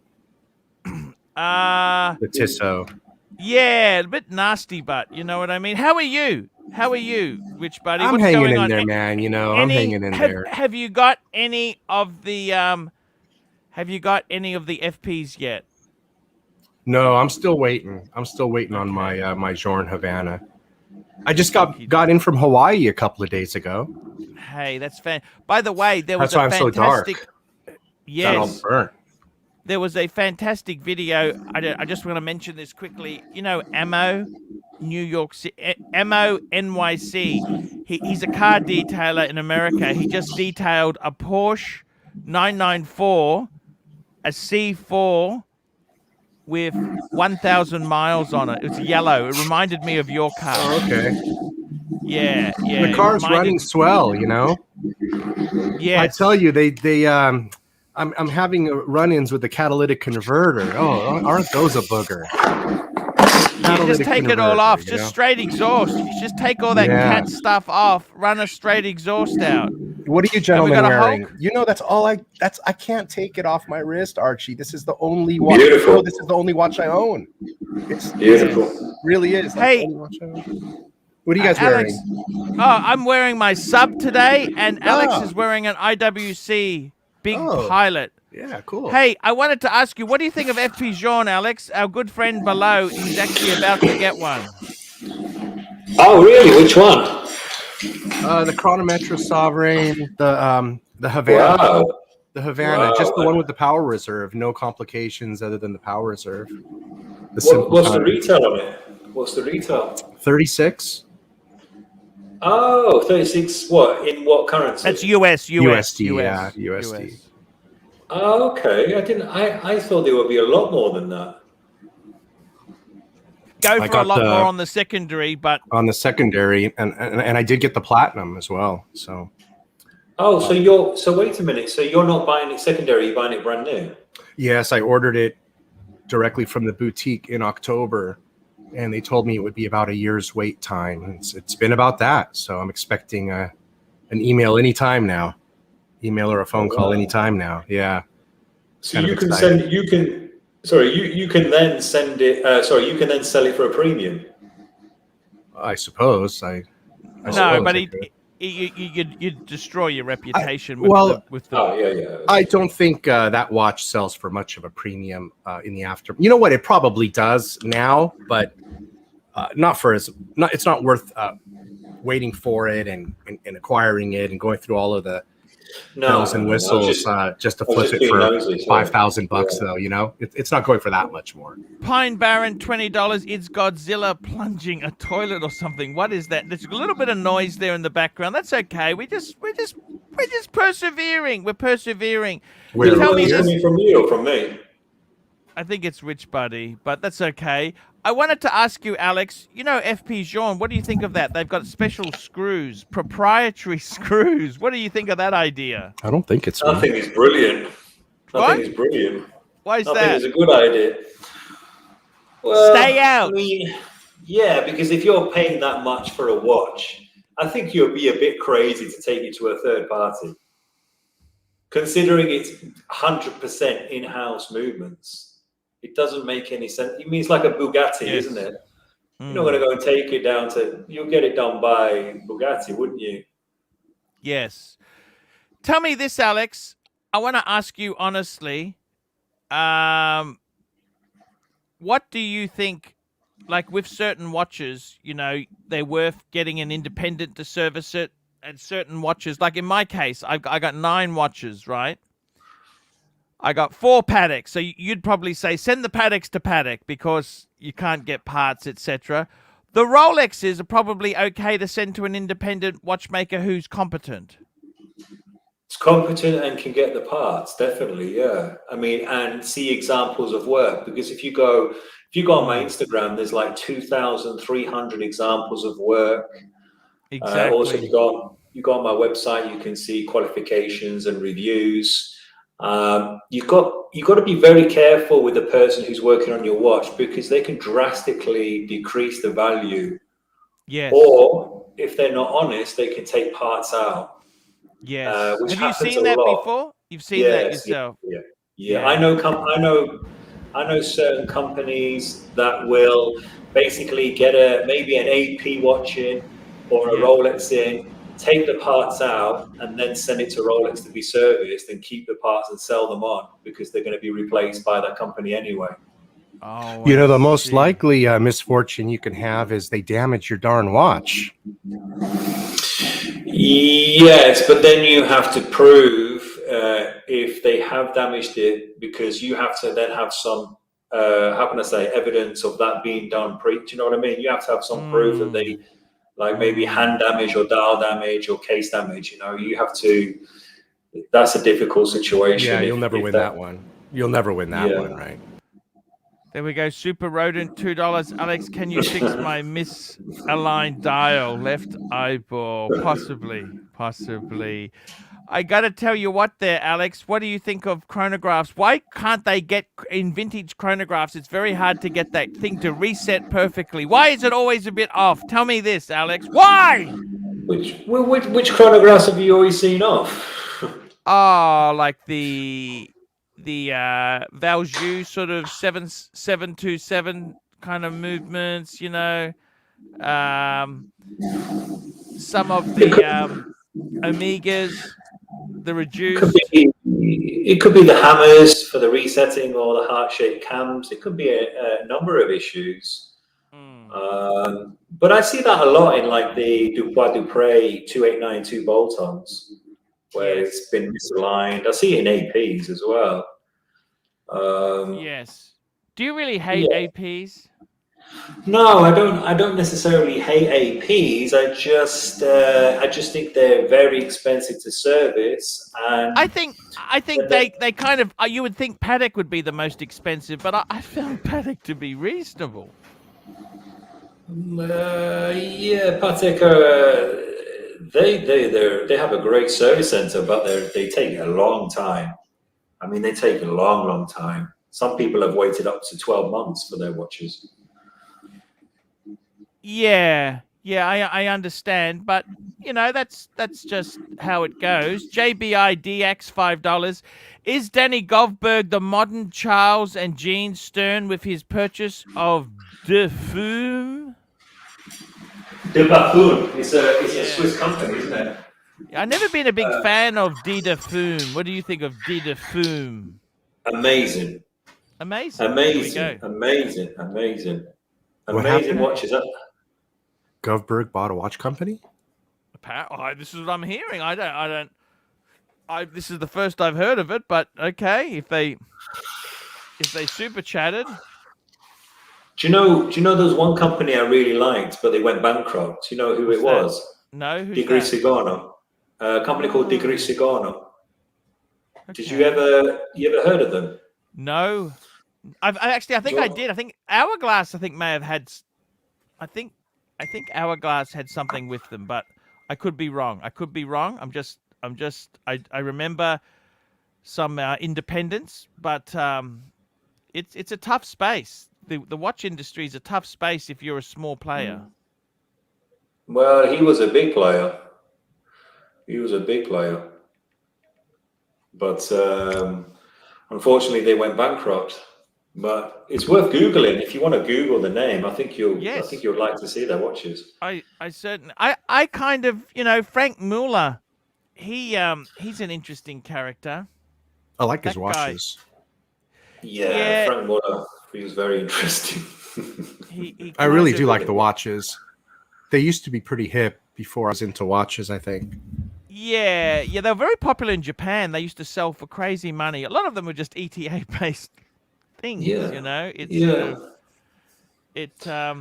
we go. William Money, $10. My 7750 chronograph minute counter sub-dial keeps getting stuck on 4 minutes. What is happening? It keeps getting stuck on 4 minutes. His counter sub-dial gets stuck on 4 minutes. Something could be stuck there that we don't know about. Could be a screw or a piece of plastic or something stuck there. Probably needs a service would be a good start. Maybe, yeah. So the servicing will definitely sort out the issue. It could be the depthing of the teeth, because if it's on 4 minutes, if it's every time 4 minutes, then there's a particular problem in that area. So it may be an issue with depthing. But it would need servicing. Yes. You want to know the truth? That 77 to 50 is a piece of garbage. That's why it's stuck. Yeah. That's why it's stuck. Well, I mean, I have the opposite opinion, to be perfectly honest. The funny thing is with the 7750, it's interesting you say that. Like, I never really liked them as well, okay? I'm not a watchmaker. I found them noisy and annoying. But, IWC, when they actually made their own in-house movements, they used the base plate of a 7750 as the guide. You know this? Because when they had and they actually, IWC, I got to be honest with you, so they're German. They're famous. They're German-speaking. A lot of the Swiss are normally French-speaking, but these guys are German-speaking Swiss. And they really, IWC invested very, very heavily. This is where they were let down in the 7750. They thought it was an amazing movement. And I only say that because mine has troubles right now, and William Money just chatted that he has troubles with his, so that's all. Yeah, I think what troubles do you have? What troubles do you have? It's not turning over the date. Okay, it's not turning over the date on 12. Yeah. And was what brand of watch is this you've got? In the ball watch. Oh, they're garbage. Ball is that's a low grade 7750. Was it turning over the day at 12 before, or was it always like that? No, it's a new problem. Okay, so that's because... When did you last have this? When did you last? That's like coming on the show and saying, I got a Mercedes-Benz. What's he going to say? What are you saying, sir? What are you saying? It's like you've got a Mercedes-Benz and it's a piece of shit. Okay, when did you change the oil? Change the oil? What do you mean by change the oil? Yeah, actually, when did you last have this ball watch serviced? It was actually serviced maybe 4 years ago, and I haven't even worn the damn thing. Yeah, but that's irrelevant. But was the date? So sorry, the date was changing 12 prior. Is that correct? It was changing correctly. Right. If you're asking that, I think so. Yeah, the reason why the date is no longer changing where it should is because you try to manually change the date at the worst point. Do you know what I mean? Yeah. He's busted Actually, it. let me find you the. I'm just going to go over here because I think I've got a data sheet on it. Just 1 minute. I think he's saying you've busted it. You've busted it, Rich Buddy. So let me just find you. Yeah.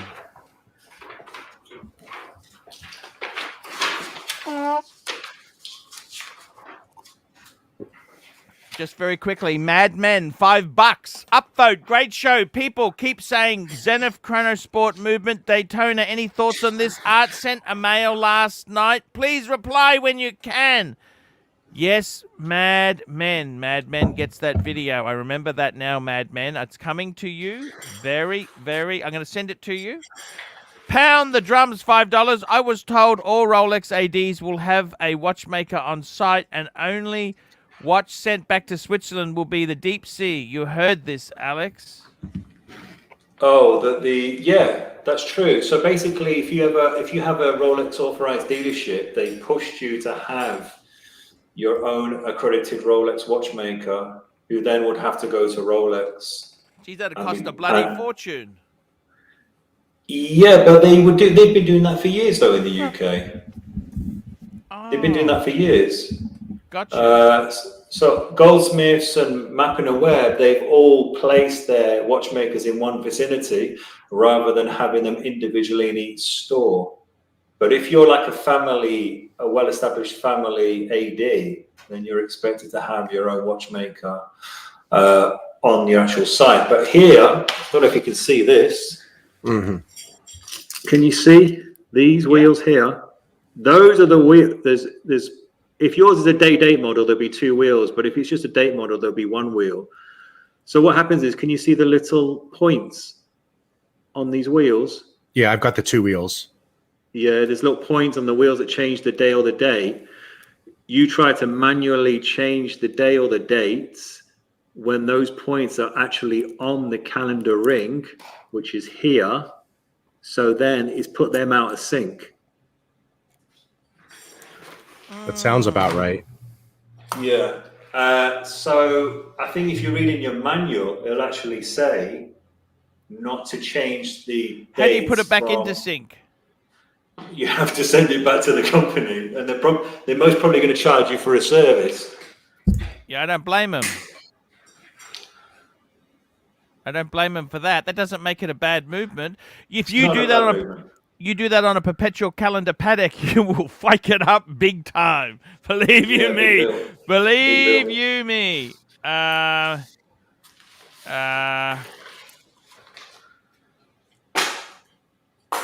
There we go there. There we go. Pound the drums. Here we go. Pound. We're just looking here. I usually change my date when it's at 6:30 p.m. Pound the drums. By the way, I just got a message in from my good friend, the Timepiece Fund. He's asked me not to distribute that video. I'm sorry, Madman. The guy who donated very, very heavily, he's asked me not to distribute it. He said, you're looking for dirt. So I've got to go with him because he was very good to me. Pound the drums, $5. Okay. We did that one there. We did the pound. Oh no! Just before we go, sorry. Yep. The part of the Switzerland, the deep sea going back to Switzerland. I don't know how correct that is, but I do know that every AD is expected to have a watchmaker. Alex C for £4.50. Hi guys, Alex, would you be able to swap the dial of my Tudor Hydronaut 89190 from black to yellow using genuine Tudor parts? Well, do you have the parts, or who's got those parts? No, I can't do that.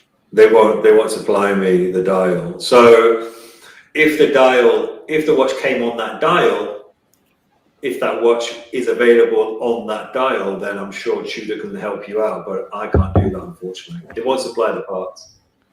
There you go. They won't supply the parts. That's the way it goes there. I've got to tell you there, Rich Buddy, I'm a little bit disappointed with you breaking that movement and then trying to pin it on the movement. If you do silly things, it's like you've got a Porsche 911, you know about IMS bearing failure, and you continue not to get the thing seen to. Is it the car's fault if it shits itself? I mean, you knew about this. I mean, hey man, I'm not gonna argue with you, but I don't change my watch's time unless the date, unless they're at 6:30 p.m. 6:30. That's the only time I change my date. Yeah, but I'm just telling you, right? That 7750 cracked when I was changing the date at 6:30 p.m. Yeah. 6:30 p.m. Yeah, I normally change them. You know, my time, I normally have the safe zone about 7 a.m. What do you reckon the safest time to set these other functions is, Alex? What time do you think is the safe time? See, I make it a habit to just put them both at south. I put both hands at south all the time. That's what I do. Well, that's the right thing to do. That's the right thing to do. So if you can imagine from 9 to 3 being red, and then from 3 to 9 underneath being green, the gentleman's right to say to change the hands at below. Definitely, that's the safest way. You know what brand is worse for this? I got to be completely honest with you, Rich Buddy. I hate the 7750 myself. I hate it. Okay, I don't think watches should be affordable. Okay, I really hate the idea of it. It's egalitarian. It's completely against the breeding. But you know what though? It's a cheap movement, and they wrap it in an expensive case though, so they're not getting away with getting a cheap. Well, watch they have for nothing, different grades of 7750. They're not all cheap. They have some very high grade. In fact, IWC uses it. Hamilton uses the 7750. A lot of makers have used the 7750. But let me say this to you. You know what the worst brand is? ArchieLuxury. If you set that wrong, you can really cause trouble. Is that true, Alex? What do you think of ArchieLuxury? Their complications. You set that the wrong time, you can cause some really bad. Yeah, I mean, if it's a complicated movement, then you are going to cause some issues. I think any complication piece, there is possibilities that you will cause problems and you can't rectify them yourself. So that's mechanical engineering, isn't it? Yeah. Here we go. Matthew Paul, £4.50, received Omega pre-bond Cal 1111 back from service. Keeping it going. Need to hand wind every 2 to 3 days. Acceptable? And replace bezel? No, it's not acceptable. It should. That's unacceptable. Automatic watches don't like to be hand wound, do they, Alex?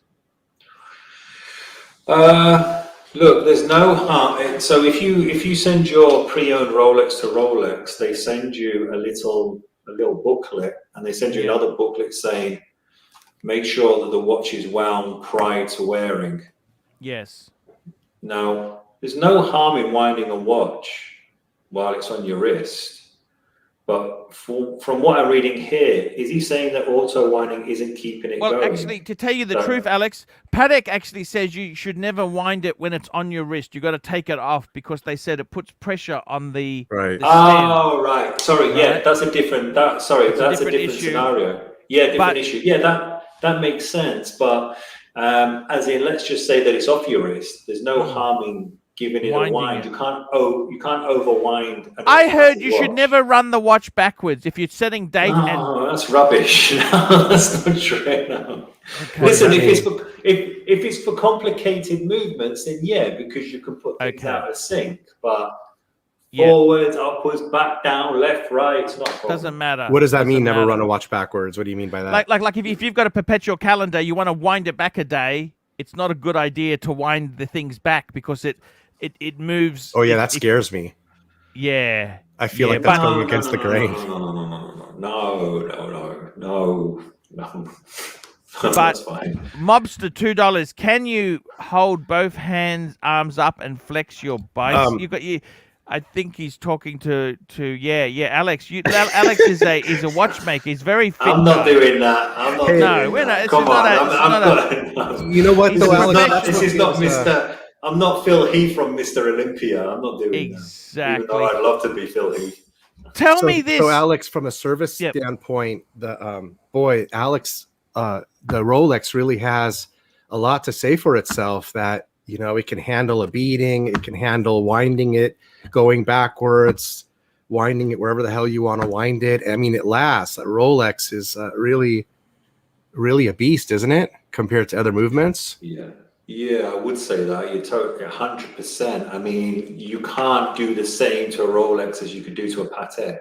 Sorry, you can't do the same to a Patek as you can do to a Rolex. So I don't, because the case is not as big, it's not as durable, it's more of a gentleman's piece. But then the same for an AP. You can't treat an AP like you can treat a Rolex.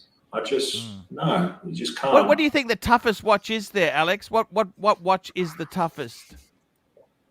Toughest watch. Toughest watch. So probably the Breitling Emergency V1. The Breitling Emergency. Oh. I would say, what else? God, there's quite a few, isn't there? I would say what else is there? I'm just thinking, what else could there be? Tough watch, which is quite big, is the Breitling Super Ocean. Yes.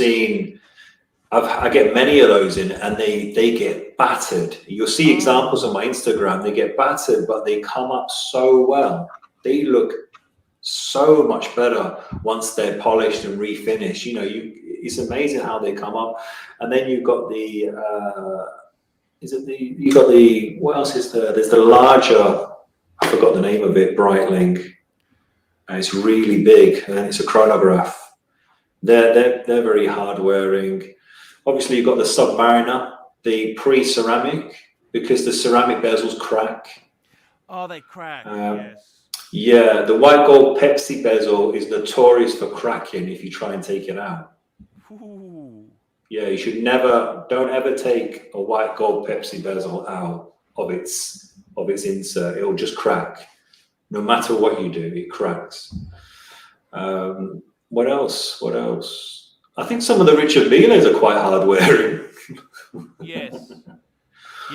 We've got Green Room. Hello, Green Room. How are you?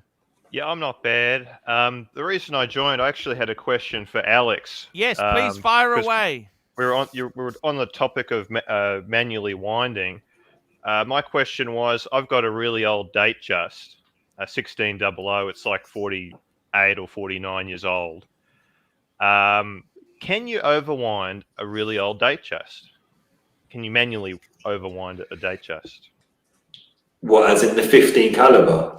Yeah, 15 caliber. No, you can't. No. I mean, look, if you constantly sit there and wind the damn thing, then you are going to put pressure on the inside of the barrel wall. But you can't overwind an automatic watch. You can obviously overwind a manual watch, and when you overwind a manual watch, what happens is the balance. Got the stopper. Yeah. Yeah. So if you go over the stopper, and if you actually hold that and push it, you can actually see the second hand going crazy, which then the balance overbanks. The balance wheel, which is like the heart, it's like the beating heart, it just beats erratically, and then it goes out, and then it has to slow down to get back into its normal amplitude and rate. Madman, $2. Dirt, no idea who Timepiece Fund is. Heard Artem was on. Oh, well, no worries, Madman. We love you. I got to tell you there, it's very, very interesting speaking to a watchmaker. A lot of people, I got to be honest with you, Alex, they get very angry. Like, I got to be honest with you, that Rich Buddy guy there, he got a bit angry with the 7750 in a ball movement, in a ball watch, which between you and me, a lot of people don't want to take responsibility for their own actions. They don't want to take responsibility. They want to blame other people when they've kind of done things wrong. It's that's why they don't want to admit they said it at the wrong time or they accidentally did this. It's always someone else's fault. I'll tell you what, it was the watchmaker that I took it to the last time. because when I got it back from him, one of the crowns was miserably tight and hard for me to unscrew for one of the stoppers. And I'm like, what the hell? Why can't I unscrew this? And I had to really use my, strength to unscrew it. So that tells me maybe he must have dropped my watch right there. And then maybe that led to something happening to my watch later down the road. Is that a possibility? Okay. That's the only thing I could have thought of. You know what I mean? That won't have anything to do with the date. Did you check the date change after it came from him? Probably not. It's not a watch I ever wear, really. So just one of those things. It's not a big deal. What's it going to cost to? What's it going to cost for a service on that? You think to correct a problem like that, a full service? That's the ball watch that it's on, right here. And what are we going to? So I would, if that came into me, I'd have to reservice the whole movement. So I charge around, probably, because I can't polish that case because it's like is it a PVD or DLC? Yeah, it wouldn't be polished, just a movement service, exactly. So I probably what else? Sorry. Go ahead. So I probably charge about so if that customer came into me with those problems, what I do is I'll probably charge around a 375 inclusive VAT, and I'll up the warranty. The reason why I'll push up the warranty to 28 months is for then the client to get emotionally attached back to the watch. And then they get the passion back for the watch. Because I had a lady who had a Rolex, and basically it was within Rolex warranty, but her mainspring snapped, which was a 2230 ladies Rolex Datejust steel and gold, and Rolex would not warranty it because the mainspring snapped. So what I did was I gave her a 3-year warranty and warranted the mainspring. So I gave her the log back for her watch because I guarantee that she would now. That can happen quite easily, can't it? It can snap. Yeah, it happens a lot on 3135 Rolexes. It does. 313 exactly. I've had that a lot of times. Yeah. It happens at the It's no big deal. It's point. No big deal. It's no big deal. Just replace it and off you go. Yeah, it's only a big deal if the watch hasn't been serviced within that required period, because you could change the mainspring, but then you could then put it on the time machine. You could see that it's not how it should be. So then if you don't tell the customer that, then technically you're liable.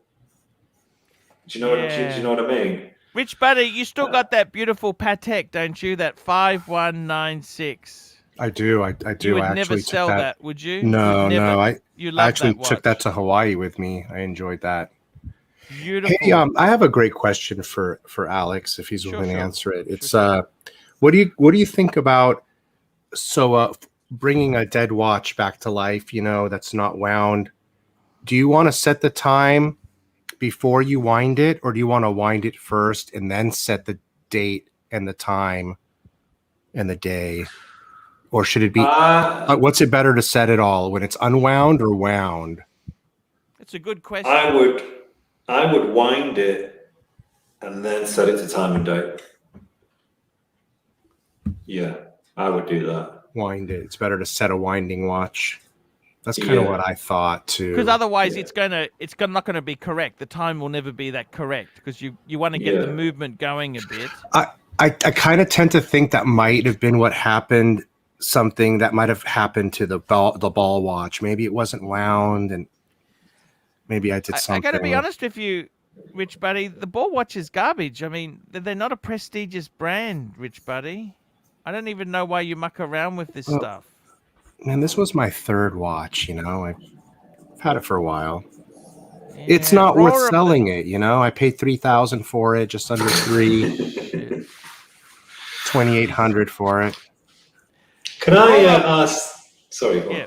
Roar of the Tiger, $5. Archie's words to Rich Buddy on his damaged watch were, in the words of Richard Carlson, as subtle as an elephant's prick. Thank you. Thank you. Sorry, you were saying, Alex. Can you? Sorry, can I? What's Green Room's name? Sorry, I didn't. He's just referred to as Green Room. He doesn't actually have a name. I may have revealed my name once. I can't remember your name, but go on. Just Green Room. Green Room. Just going back to your Rolex, what sort of timekeeping are you getting from your vintage Rolex? Well, it's a lot. Look, I don't want to be saying in a braggadocious way, but it's alarmingly accurate. It's pretty much spot on. My 1016 is very spot on. What's spot on though? Well, I mean, I've noticed next to no. I've had no issue with the timekeeping at all, but I couldn't really tell you exactly how spot on it is. But I've had it for, I don't know, 6-7 months. It's not noticeable. So probably, like it's not gaining or losing more than a minute a week. Yeah, I mean, I haven't really noticed any minus or plus. I suppose what you got to do is you've got to go to the Atomic Watch site, the Atomic YouTube page. You go to the Atomic Time, set it, then come back a day later and see how accurate it is compared to that. That's what get time readings. But that's fantastic. That's good. That's very good. Yeah, I was just wondering if it was within -4 + 6. Obviously, it's over 25 years old, so it's not chronometer rated. But I was just curious. Yeah. Now you got me curious. I'm gonna time my 1016. What do you think of these customers, accurate. Alex, who get watches serviced and come back with complaining about 1 second or 2 seconds a day? What's the most idiotic customers you've had like that? No, I don't suppose idiotic. What's the most pedantic? What's the most pedantic customers you've had? So I think I told you about it. I think I might have told you about a customer that sent me a graph chart of his root beer Rolex Plexi. Yes. Which scared the hell out of me. But he was happy with the work. What else? I did get a customer that I did service his vintage Datejust that was over 40 years old. And I think the watch gained, it gained about less than a minute in 3 or 4 months. And he wasn't happy. It gained how much? Less than a minute in about 3 or 4 months. My God. It's How do you mean he wasn't happy? Isn't that factory? I don't know. I don't even know.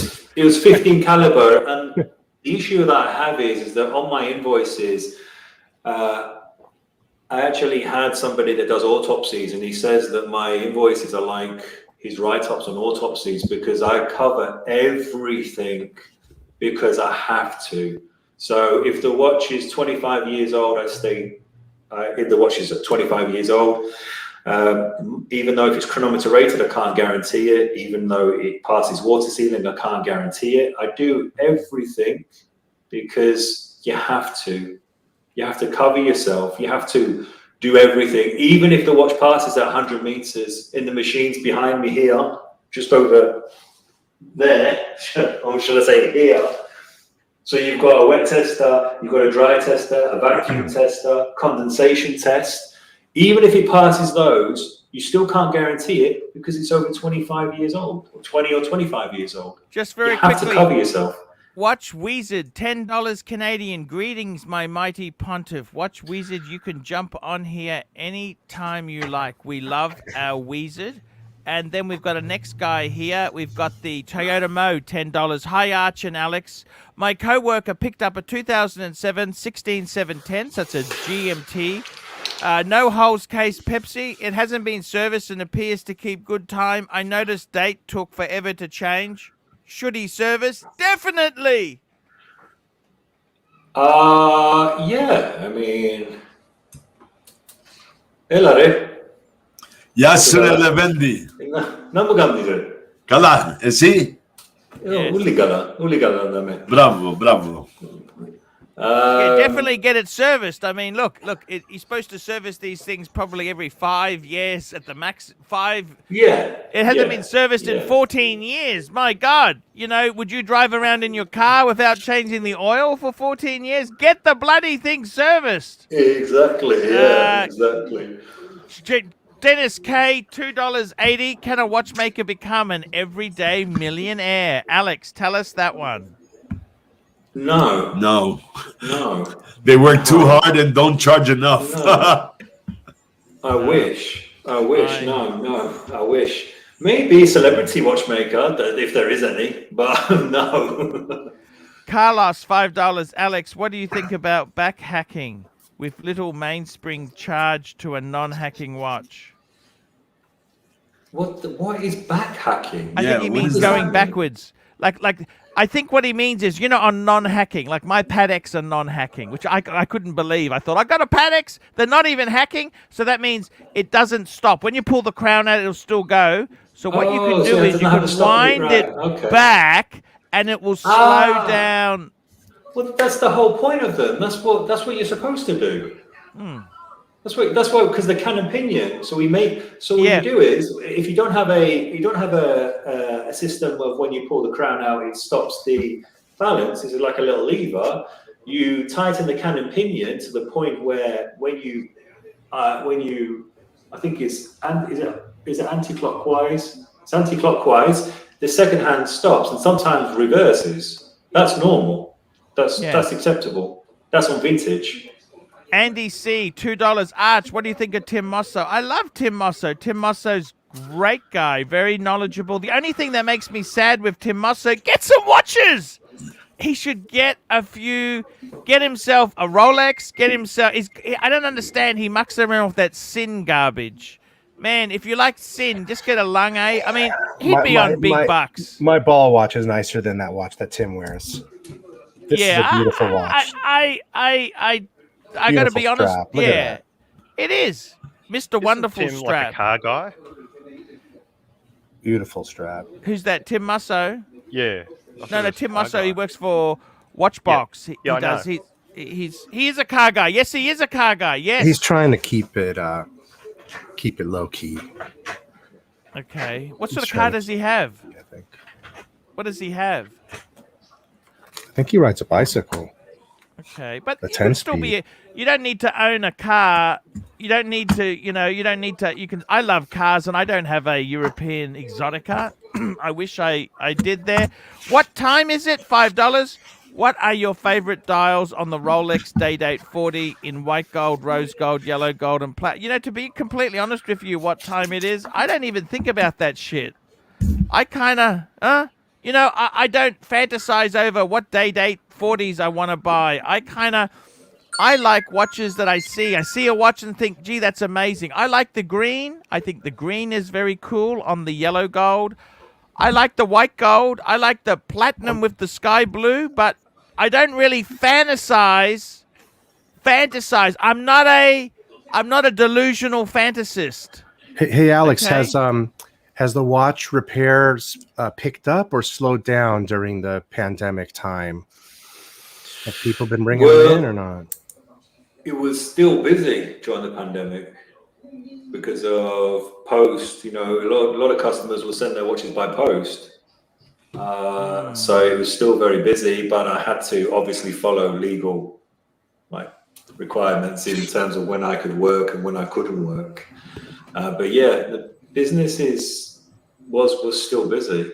I'm very lucky. I'm very fortunate. Very lucky.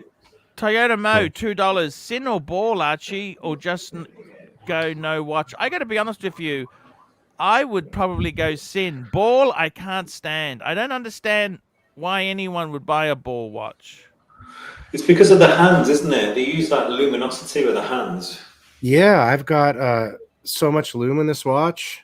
Those tritium gas tubes are on every single plot. Every single plot. Yeah. I have over 60. Yeah. I think I have 66 tubes on this dial. It's amazing. You could actually see the tubes. Here we go. Andy C, $2. Arch, what's with Tim and Sin? He used to collect JLC. That's exactly right. He sold it all off, he reckons. I think he bought a house or an apartment. I'm not exactly sure. You'd have to ask him, but yeah, he did like his JLCs. Dennis K, $2.80. If AC3 is an everyday millionaire, you can do it too. Can I give you some career advice, Alex, or not? I would love to learn from you, Archie. And that's not me being sarcastic. Can I be honest with you? Mm. Can I really be honest with you or not? Go ahead. I don't mean this in a nasty way, and please, people, don't take it the wrong way, okay? Okay? Don't take this the wrong way. But just very quickly, Mobster $2. Are big pilot movement good, or is the new 50010 the best? I'll get Alex to answer that quickly. I can only say from the one I'm wearing. Let me So say I'm not this sure to you. about the new ones. Okay, let me say this to you. Okay, what you need to do is, okay, guys, let me explain something to you. This is concept of life. Okay, you spend a lot of time learning your craft. Okay, I spend a lot of time. Instead of watching TV and watching porn, I bought a lot of books. Okay, let me show you. Look, the books. I thought you were books. going to say destroying Books. the craft. Okay, look. You see my book collection? There's thousands of dollars in books here. Okay, thousands of dollars. Okay, okay. And inside that cabinet there, that's all Patek shit down the bottom. Okay. So how do I get a return on investment? An ROI, return on investment. How do I get a return on investment? Do I sell this knowledge? How do I get a return on investment? There's only one way to do it, Alex. What you need to do is you need to buy watches cheaply from people, and that's what you got to do. Seriously, every second-hand dealer, they buy as cheaply as possible, and they sell as high as possible. Okay, that's the way the world works. Nice people don't make money. No, you think watchmakers Okay. should be No, I'm secondhand? just telling you the truth. great I'm dealers telling at you. the No, what same I'm time? saying is they got to steal things. When a customer comes in and says, "I've got this old Submariner, like a 5508," you fucking steal it, and then you sell it at a fucking Christie's auctions 10 years later. You got to be clever. And you got to can't pinch be those links honest. before you do it too. You got to always take a few links. If they're skinny, you keep the links. You keep the boxes. You keep everything. All this shit is where you make your money. Okay, I'm telling you honestly. An honest man, you know what? I got to be honest with you, okay? It's like, I know this guy's a plumber, right? He's called Dishonest Frank, right? Any plumbing job he did for you is always much worse than you thought. He'd do fucking nothing. He did nothing. He used to, he'd fuck around and, then he'd quickly fix it in the last 5 minutes because he knew exactly what was wrong. But if he charged you for 5 minutes, he wouldn't make any money. So he stayed around all fucking day, and he charged you several $100. Dishonest Frank, okay? Now, what I'm trying to tell you is, what you got to do is you got to buy these things cheap. Whatever people bring into you, it's always the wrong one. I'm sorry, we're not really after that. People want Datejust. Whatever you're buying, it's wrong. When you're selling it, it's the best. That's the only way you make money. You're not going to make money being honest with these geezers. You know this? I'm just telling you. $375 to fix my ball watch. That's pretty steep.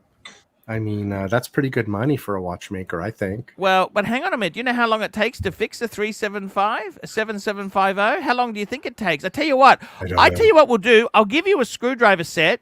You can pull it apart and clean it, and we'll see if you can put it back together. I think it might take them. Let me guess at this. Let me guess. An hour. Let me tell you, Would it take an hour from start to finish, or more? So a guy went to a Ferrari mechanic. His car wasn't starting. How long does it take? And he said to the mechanic, "What's wrong?" The mechanic goes there, gets a hammer, goes bang, and sure enough, it works. The mechanic says that'll be £200. He said, "That's a lot of money to hit that." He says, but I knew which part to hit. It took 10 years to know which part to hit.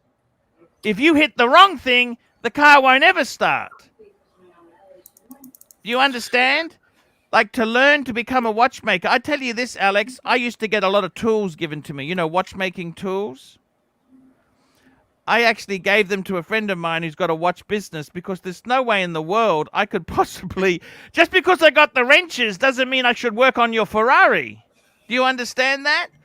It takes years to learn to know what you're doing. I can't even put a screw in certain bracelets. It's so fucking annoying, right? So to actually pull a movement apart and put the bastard back together, let me tell you this now. Seriously? Without dropping the watch too. Exactly. Yeah, that takes a good watchmaker. Exactly. That's honestly the situation. But Yeah. Alex, I got to be honest with you. You're too honest to do really well.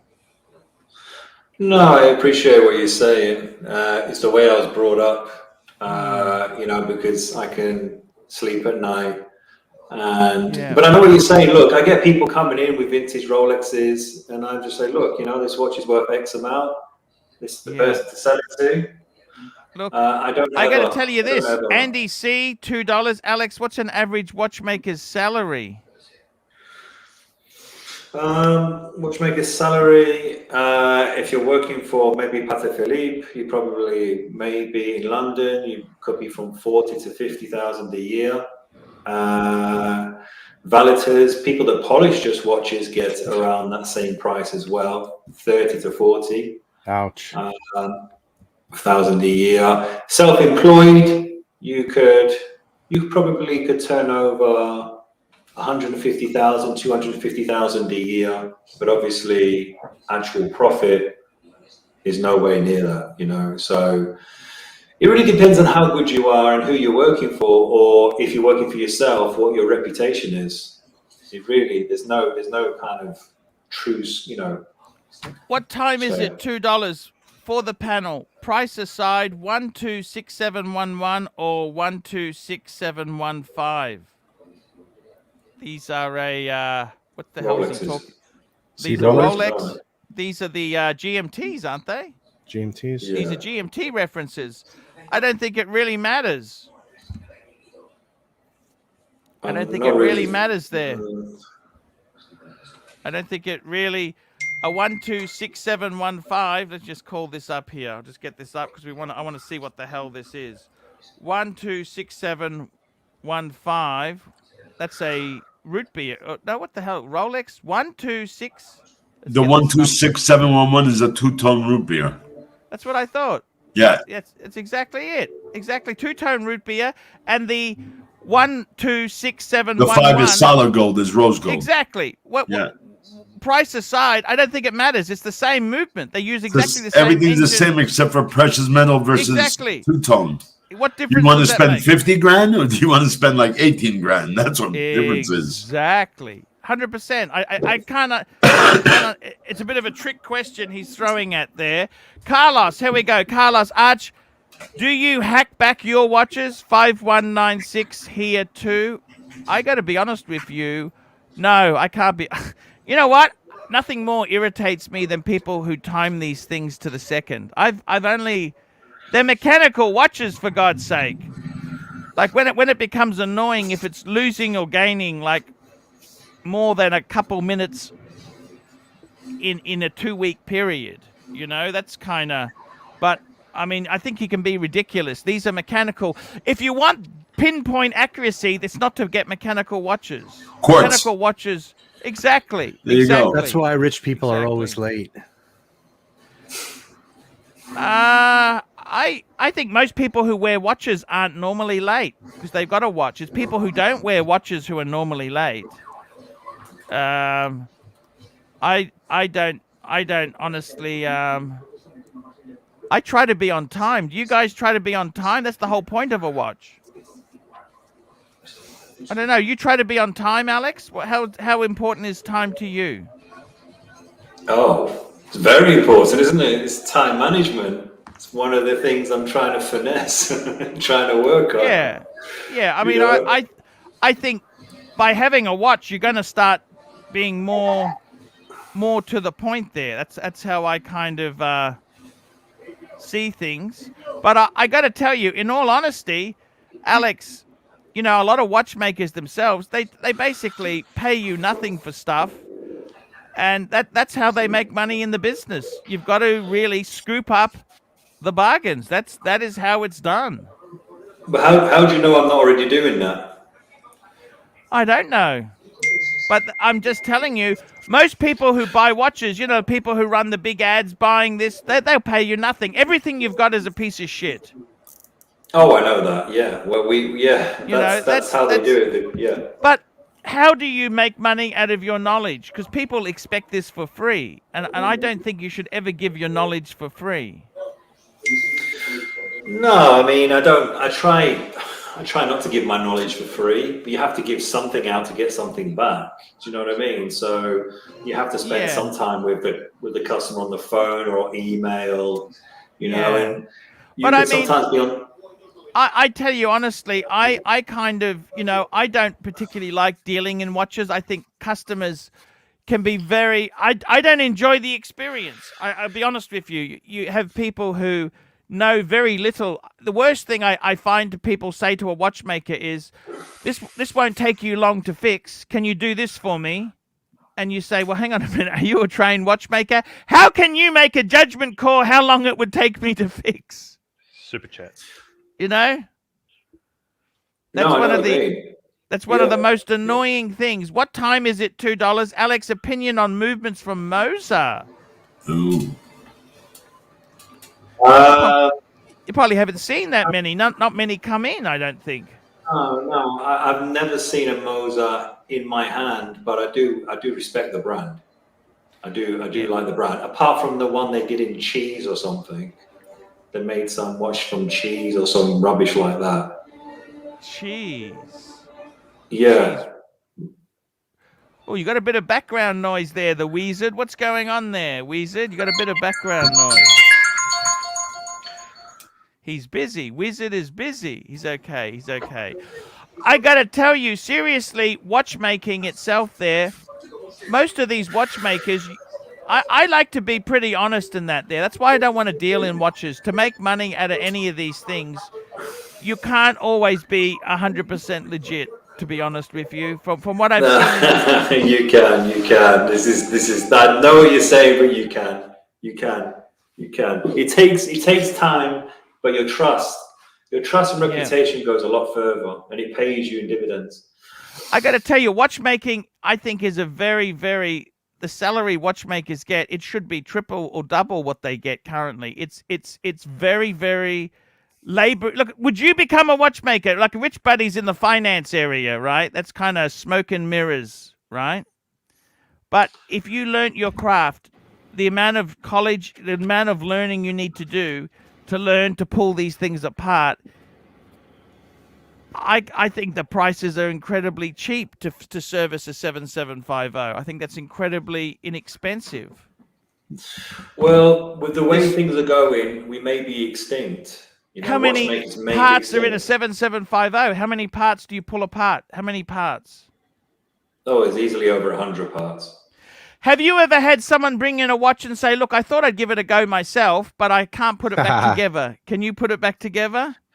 Yes, I had a call from a builder. He rang me up saying he wanted a mainspring off me. And I was like, why do you want a mainspring? He says, because I've opened up my watch and the little spring that moves is broken. I said, no, that's your hairspring. He said, the mainspring's the cheapest part. Your hairspring is the most expensive part. You've damaged the hairspring by thinking it's the mainspring. And he trashed his watch, which I ended up buying. Rolex Datejust 3135 16233, steel and gold, fluted bezel. How would he have even opened it up? How would he have opened it up? Because he watched YouTube. So what did he use to open it? A ball? I don't know. Yeah, he used like a ball thing, but he damaged the case back. So I ended up buying the watch off him and selling it. And what did he say? He wanted to buy it back, but then he decided not to because he couldn't afford to buy it back. But he trashed the watch. He absolutely trashed it. Why would he think he could actually pull it apart and fix it? Can I ask you that? That's ridiculous. Because unfortunately, there's people that just assume that the business that I do and what I do is easy. But as you know, it takes many years, like any other profession. You know, I'm not a heart surgeon. But with the way we work on such intricate, you know, movements, we are. Yeah. It's, you know, obviously we don't have a patient. If we drop a part, there's been times where I've looked for a part for 5 hours, 5, 6, 7 hours, and then I can't find it. So I happen to have a spare part. I'll still try and find that part even if I have a spare part. And what's funny is the spare part I'll then find that part on my finger, or I'll find it on my neck or on my head. Honestly, it's crazy. You just find it. It just appears in front of you like it's hiding, like the part wanted to hide somewhere. Here we go. Jamie Opulence, £5. Hi, Alex. Fascinating chat. Could you perhaps bolt on to your business by buying, repairing, and then selling watches, tool set, loops to recommend, etc.? For me to buy and to sell. Well, as you know, actually, I've already have another business that I'm contracted to, so I can't legally. When I say legally, I'm not doing that. But I buy and sell a lot of watches privately back to traders and back to private collectors. I just choose not to show it on my site because because my phone will be ringing, then I have to answer emails, and then I have to. Do you know what I mean? I just sell them back in the trade. Or I sell them to private people that know me and say, yeah, I'll take that 69173. I'll take that 16610.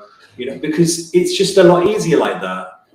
Because with a new customer, they just want to, well, does it have this? Does it have that? And which is fair enough, which they are answering the right questions, but time is money. I hate saying it, but time is money. I will take less money in the trade and give them a warranty. Yes, and then you don't have to fake around. Yeah, rather than them ringing me and saying, I've just shown it to my friend and he says it's fake. Well, who's your friend? Well, he's somebody that knows about watches. Does he have a WATCHMAKER certificate? Does he have any qualifications? No, he just told me in the pub. This is the sort of thing I've had to deal with. Yeah, my God. So it's not worth it. No, 100% there. I if Jamie, sorry, I didn't answer that for Jamie. If he wants any tools or loops and all that, just tell him to give me a shout and I'll recommend him. Andy C, $2. Arch, how will you spend your retirement? I am retired. This is my retirement. Viewing YouTube. Not for free, for the super chats. I'm doing live for super chats. I've always said, I don't do shit for free. I need to get some money in. Because if you listen to the punters, they will suck you dry. The punters will suck you dry. That's what they will do to you. They will suck every last bit out of you.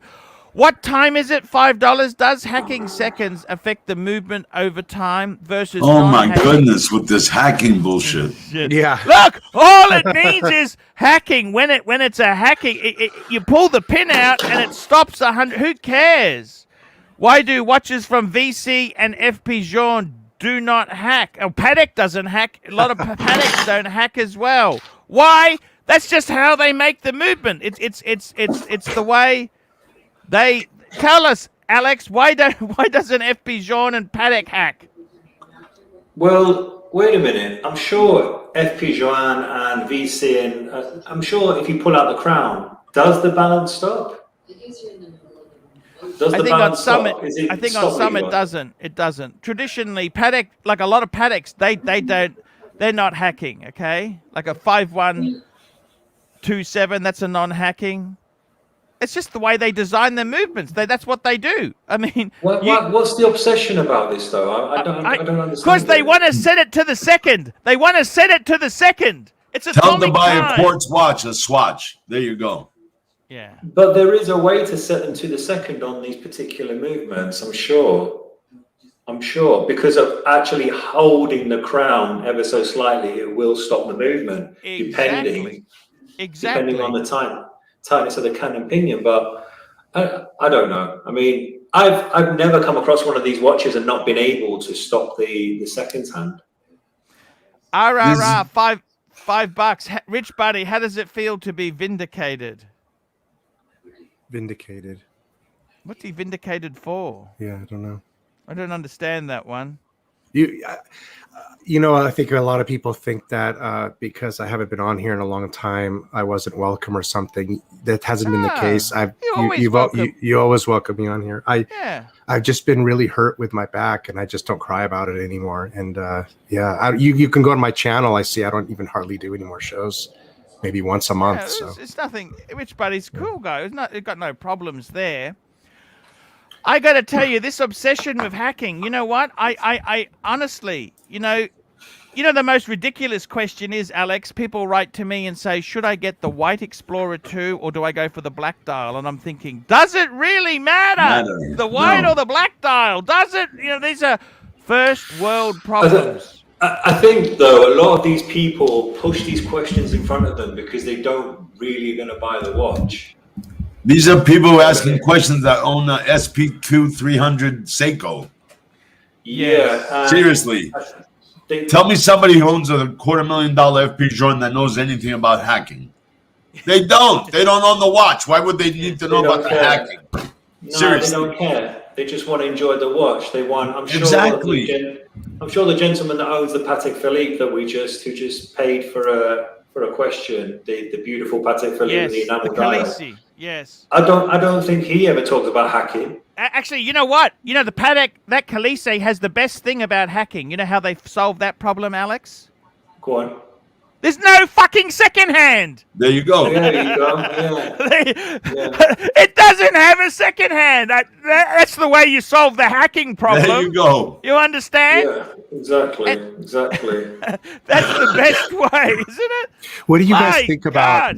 What do you guys think about a watch that's made, I suppose, on an assembly line versus aren't FP Journe watches made by one person from the beginning to end, and he works on that watch all the way through for as much as he can?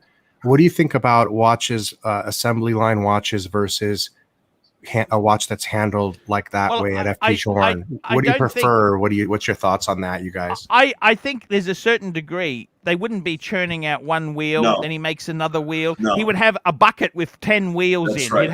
He'd have so they have to have a certain amount of mass production. Otherwise, you wouldn't get any time management done. And there's more than just one watchmaker assembling FP Journes. Exactly.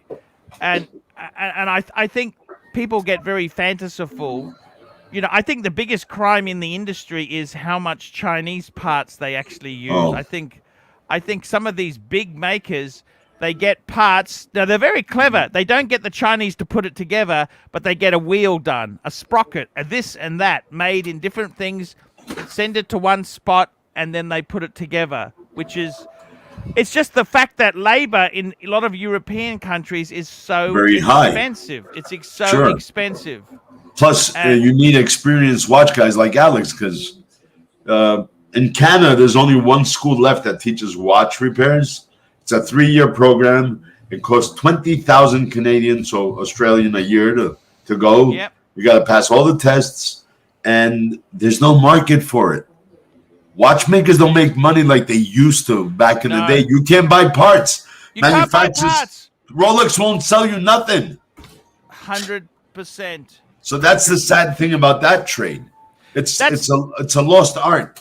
It is because it's not worth doing. It's like being a mechanic, and the only thing you can do is oil and filter changes. You can't do any because Mercedes wipers. Exactly. That's it. That's exactly. Thomas Burdett, £1.80. Shout out to Blue Shirt Buddha. TikTok, brother. TikTok, yes. Hey, what's up, guys? I got to tell you. Those guys, too. Yeah, they're really good guys. I got to tell you, seriously, some people ask... Also, one thing I don't understand is, Alex, people think if they paid a lot of money, it automatically makes the watch waterproof. No. I spent so much. Surely I could swim with it. And I've kind of... I worked with a boss. He said to me, his Breitling, he had a chronomat, and he used to take it in the pool. And I said, that's actually a nice watch with a 7750 in it. Right. I said, I wouldn't be taking that in the pool. He goes, it's been fine. I said, please stop. Please. And that's the same kind of guy who times himself in laps, right? Starts a stopwatch in the water. Guess what? This is the same guy. who continually ran the second hand because he wanted a big second hand. Wow. And this is, you know what? You know how else you could tell he was an asshole?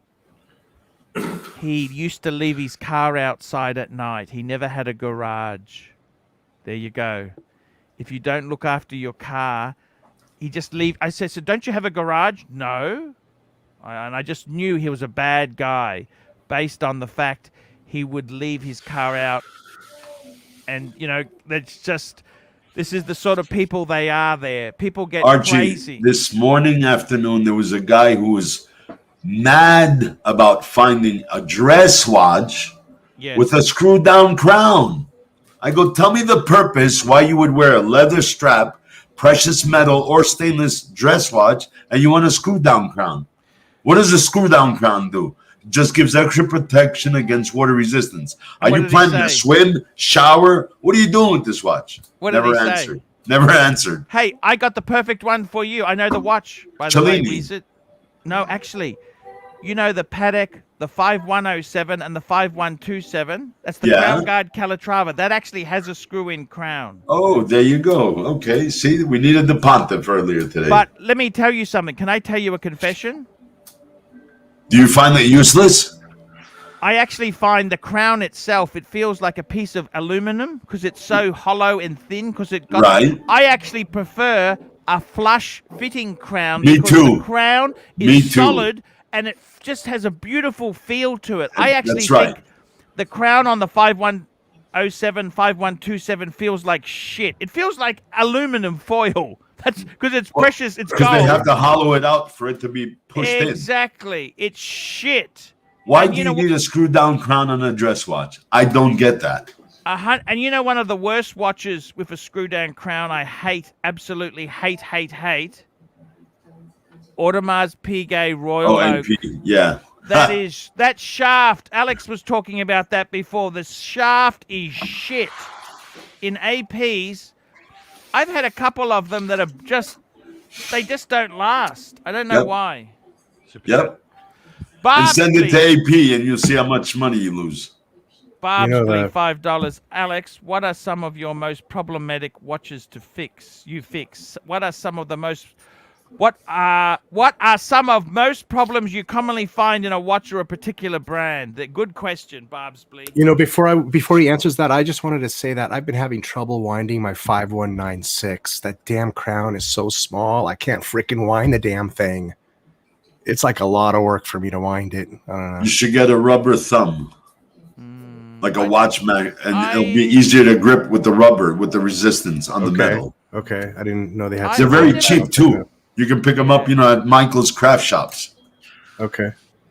I gotta say, I don't find that crown bad. I find the worst crown is on the Omega Speedmaster Professional because it's got the crown guards. It's very hard to grip. Grip it, but if you wear those like Alex wears rubber tips, then it's not much easier to control it. So, Alex, we're asking that question. What's the most problematic watches? So I would say Breitling Navi Timer with the 3-piece case. The crown gets knocked easily. Also, the dial feet snap quite easily. Cartier Chronoflex, which is a very difficult movement. They're awful. They are absolute garbage, that watch. Yeah. The Ebel Sport Wave with the snap screws. Ebel. Also, the snap screws that hold the bracelet to the case in the back. 3135 Rolex with the worn rotor post. 2824 auto work that fails. What else is there? The GMT, the 3186, the spring that moves the GMT hand snaps, which is a nightmare. Not a nightmare, but it's just frustrating. What else? I love the Pontiff's eyes when he heard the word Ebel. Pontiff, you're amazing. You know the most beautiful Ebel butt? You know what? I've actually owned one of these. It's Which an one? Ebel Ladies Beluga. Oh, yeah, of course. Come on. The Beluga? It was the hottest watch in the late 80s, early 90s for a lady. Another super Yeah, chat. yeah. It was a really. And then don't good- forget, Bertolucci tried to pick up on the copy of that watch. Bertolucci. Yeah. Can you remember the Coram Romulus? Oh, yes. Oh, my goodness. Wow. You're going back in time, OG. Yeah, yeah. What shoes did you like to wear with that watch, Archie? Doc BBC, I dropped the link. I've dropped the link for you. Let me say this to you, Alex. One thing I find irresponsible is brands like Cartier, they got a watch that's 30 meters. They say 30 meters water resistance, right? They don't spell it out that do not take this into water. People say 30 meters. Oh, that means I could go into a swimming pool. It's only 3 meters or 2 meters deep. Why don't they spell it out more, Alex? Because I think, first of all, they want to sell the watch. Yeah. And 30 meters is just known as basically splash proof. Yeah, but people take it literally. They say, "Oh, I can go swimming with it. It says 30 meters." Yeah, the problem is that if it went 30 meters, it would have to literally stay still at 30 meters, even if it could go to 30 meters. But they say, "Okay, well, I'm not going to 30. I'm going to 1 meter then." Look, any watch, no matter how water resistant it is, it's important that the seals are checked every 6 to 12 months. Or 12 months. 100%. SRB Bell, $2. Arch, how many inches? Arch, how many inches hard? What does he mean? You know what he means? No. When you're hard, how many inches are you? I don't understand. What sort of question is that? Sure, he doesn't mean something else. He's referring to your gonads. Wrong Jesus channel. Christ. I got Yeah, wrong channel, tell him. That's Pornhub.com. Yeah. Is this weirdos here? I got to tell you, the thing I find, why doesn't Cartier make it more clear that water resistance mean they don't spell this out. They say, well, no watch is actually, they actually lie. They say no watch is actually waterproof. And that's true. Even a Rolex is not waterproof, right? The deep sea is waterproof. Well, even then, it's still resistant, right? Except it's got a higher rating. But they sell these. My dad, years ago, he got a Seamaster. I had a fight with him. He says it's waterproof. And because this is when Seamaster, they used to put on everything. It was like, it was just a thing they put on every watch. And it wasn't waterproof at all. And years later, I looked at the dial. It's all hazed and, it's had water seep in. I said, I told you. His answer to me was, it's a Seamaster, a master of the seas. Surely it can go in water. You know how many watches Omega made that were Seamasters that you shouldn't even wash your hands with? I know. That's exactly it. What do you do with that, Alex? What do you say to people? Well, it's just, look, the older the watch is that's supposedly water resistant, it's just checking up the seals. This is the problem, you've got to make sure that the crown seal is in good condition. Also, we use like a fumbling grease. So whenever I service a Rolex, I always fumble in grease the case back seal, change the seal, and also the crown seal is like a white grease, and then I check it through the check it through the pressure tester. But you've got to check your seals at least every 12 months. This is really, really important because those seals are holding the case, aren't they? Especially on a Rolex, you've got the white seal at the top. But you just got to treat your watches with a bit of respect. You can't say a watch is water resistant if it's like 15 years old. You tell them they should have bought a ball. Here we go. Thomas Burdett, £1.80. Alex, what's your ultimate grail? My ultimate grail watch. Well, it's actually a watch that I would say my ultimate grail watch is a watch that I've actually designed myself, but it would cost me at least 70,000 to produce. So wow. So I'm hoping in a couple of years to make that watch. Oh, very cool. SR Bell 67, $5. Arch for a large wrist, yellow gold ceramic bluesy or yellow gold Yachtmaster 2. honestly, I think the larger wrist, the Yachtmaster 2, is 44 For sure. mils. 44 mil. mils. Yep. Because you've got a huge wrist, Wizard, haven't you? Yep. And that's the only Rolex I personally own, the Yachtmaster 2. Wow. That's Stainless also too. I love it in stainless. Beautiful. you yeah, love and it in the stainless. stainless. Beautiful. Love the blue bezel. I got to tell you, many people who are into these watches here, it's funny about the hacking movement. Oh my goodness. People are so stupid asking that question. No, they're too dumb to be stupid. Yes. And I looked up 2 days ago, somebody asked about the waterproofness. If you Yes. Google what's the most waterproof watch in 2021, out of 10 that come up, one's a Seiko, one's a Seiki, the other 8 are Casio, Frogman. You know what the ultimate secret to waterproofness is? I don't know if you've seen these watches with oil filled. Remember the oil Oh yeah, filled? the U-boat. Yeah, I think Reese had one. Reese, Yeah, and U-boat makes them today still. What do you think of those oil-filled watches, Alex? Resonance. That's it. Resonance. Yes. Resonance and U-boat. What do I think? Yes. It's just a gimmick. It is. Yeah, it is a gimmick. Yeah. I Just a totally. gimmick. It's either sealed or it isn't. Thomas Burdett, £1.80. Alex, apart from your watch, your ultimate grail. He's to say, what's a commercial watch besides one you would make yourself? I'd like to guess because he's a watchmaker, so he really loves movements, engineering-wise, I'd say a mechanical Lange. aspect. I reckon a Lange. Either Lange or FP Journe, I would say. He doesn't really like Patek that much. I think he likes a bit more. Yeah, Lange or FP Journe, in my opinion, you might say. No, I love those two watches, but it's that Christopher Claret Blackjack. Ah, you're going higher now, independent. Wow, look at that. Okay. Yes. That's unbelievable. Yeah. It's unbelievable. Yeah. True. That's an amazing way to go there. I got to say that to you. Guys, get your questions in. Get your questions in. We're wrapping up in the next very soon. 15 or so.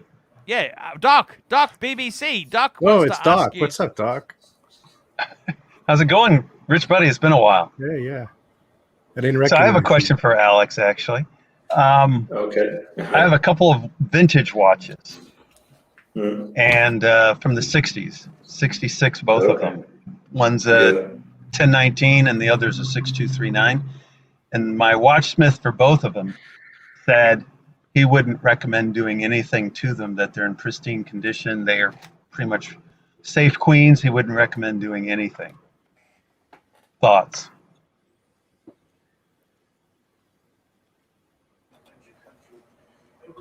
But Oh, no, I just wondered your thoughts on that, because basically he said that they didn't look like they needed any kind of service. They looked like they were, safe queens, and the parts might be kind of hard to get if, in fact, you get in there and then something happens and now you need to replace a part. okay, are the watches going? Oh, absolutely. Functioning So- perfectly. So one of them is actually a plastic Milgauss, the old 1970s and the other one's a 4-digit. It's a plastic Daytona, the old Daytonas. Okay, so those watches, Very valuable. very, very valuable and very fortunate for them to go. So now it's a choice of, I wouldn't say unfortunately, but now those watches are looked as expensive items. So Yes. if I was you, in my opinion, what I would do is I would take out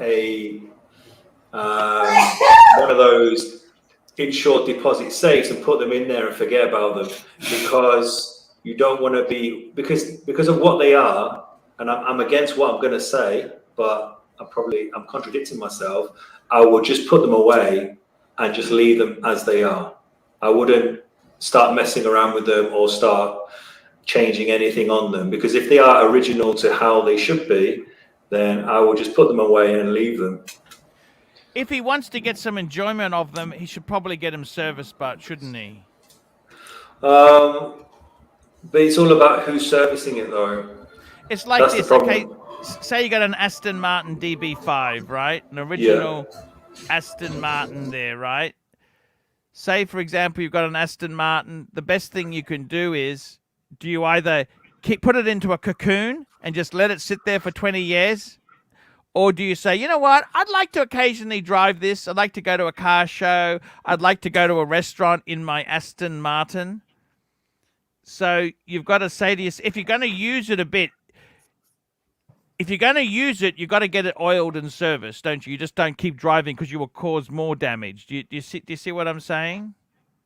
Personally, I wouldn't wear the watches because of now they've gone into that zone, that expensive zone, that rather special zone, if that makes sense. That's interesting. Alex is saying that they're in the preservation phase. Yeah, it seems a bit of a shame, but not to use them and have them. What's the point of owning them? But what happens if something happens to it and they can't get it repaired because there's no parts? Well, I think, but I mean, getting it lubricated and oiled and seal changed, that'd be okay. That wouldn't hurt. No, it wouldn't hurt, but who is doing the work though? This is my thing. You'd have to go to a top watchmaker, Doc. You wouldn't want to go to an amateur. Yeah, it can't be your first time at the rodeo. That guy. I with think you might want to to stay away from Rich Buddy. He does a bit of work on balls. Might be best not to send vintage Pateks because remember, Rich Buddy was arguing about how much Alex was charging. See, Alex, do you reckon it might be a good idea and maybe not to go to the cheapest watchmaker, Alex? I want to stay away from that guy, Franken Expert, right? I don't want to... See, I don't understand why you can't just put a little bit of oil on it. Can't you just open the case back and just put a little bit of oil on some of the sprockets and off you go, Alex? Wouldn't that be good enough? Just right on the rim. Put the oil right on the rim. Some Castrol let it just and kind of... 30. No. But actually, my watchsmith recommended that I wind it a couple of winds every month and wear it on my birthday, basically. Yes, he knows his stuff. I'm guessing he's an older gentleman. Is that correct? Yeah, he's about 70, and he used to do nothing but Rolex. Yeah, he has great knowledge. I would listen to him, but I would store them. Have you got them insured? Yeah, don't leave them on the front seat of your car. No. They're not insured. Alex, I got to tell you this. There are some people who shouldn't have watches. Never sell watches to friends or family, Alex. Have you learnt that rule yet? I know this one. I know this. Definitely. Definitely don't sell to friends or family. Someone said to me, it's always good if you're selling to friends and family, always charge them a premium because they don't shop around and they're going to be a real pain in the ass. No, I mean, I've tried to sell to friends and family and they say to me, they can't be right because it's too cheap. Well, do you want me to charge you more? You know what, Alex? That is very true. People don't value things that they don't put a high price to. Like when you pay high money for a Patek or a Rolex, you treat it with a certain amount of respect. If it was cheaper, you don't give it that respect. No. It reminds me of a story of a rich Chinese guy that had a casino and nobody would go into his casino. As soon as he made it VIP and you had to pay, all of a sudden, everybody wanted to be there. Yeah. Sometimes you have to work with the game. You have to kind of play the game rather than play against it. 100%. Guys, we are going to wrap this show up in 5 minutes' time. I want to thank Alex for coming on. Okay. I really do want to thank you, Alex. It's been a marathon we've done. I'd also like to thank Rich Buddy for his 7750 question and his dedication to garbage. I mean, I got to be honest with you. Why would you have a ball watch, Rich Buddy? That just sucks. Because suck. I'm not racist. You know, they're just garbage. You know, you got a Patek. You've got a He's got paddock. more than a paddock. He's got a paddock. He's got Omega. He's I got a some good watch things. collection. He's got some Jeans coming. He's got some Alex, Rolex. do you He's ever got say to things. some people, I don't want to do work for you? You know they're trouble customers? Are you trying to say I'm a trouble customer? No, you're Do I have to answer that? Yeah, no, I mean, you know people are just a pain in the ass. Alex, do you ever sometimes- break customers' watches? No. No, you listen. No. That's funny. No. Yeah, I mean, sometimes customers are just trouble. Like you Yes. you just Like know, everybody. like their expectations are so high. They have an AP, but then they treat it like garbage, and you think, I'm just very honest. I say your expectations are too high, so unfortunately, it's probably best you go to Someone else. manufacturer. Yeah. Also, think of it this way: when people complain, Archie, like a guy like Alex will tell you, "Well, I need 800 pounds to service that watch," and hey, wait a minute, Alex, the guy down the block wants 300. Yeah, but you know what? If the guy down the block, who's a newbie, breaks it, he'll say, "Sorry, it doesn't work." Alex is responsible if he screws it up to repair it, and he's honorable to do that. I had a guy. I'll give you an idea. Sorry, can I just tell you something? Yeah, I'll give you an idea. I had a customer that rang me and he wanted me to look at his Panerai. So I said, certainly, no problem.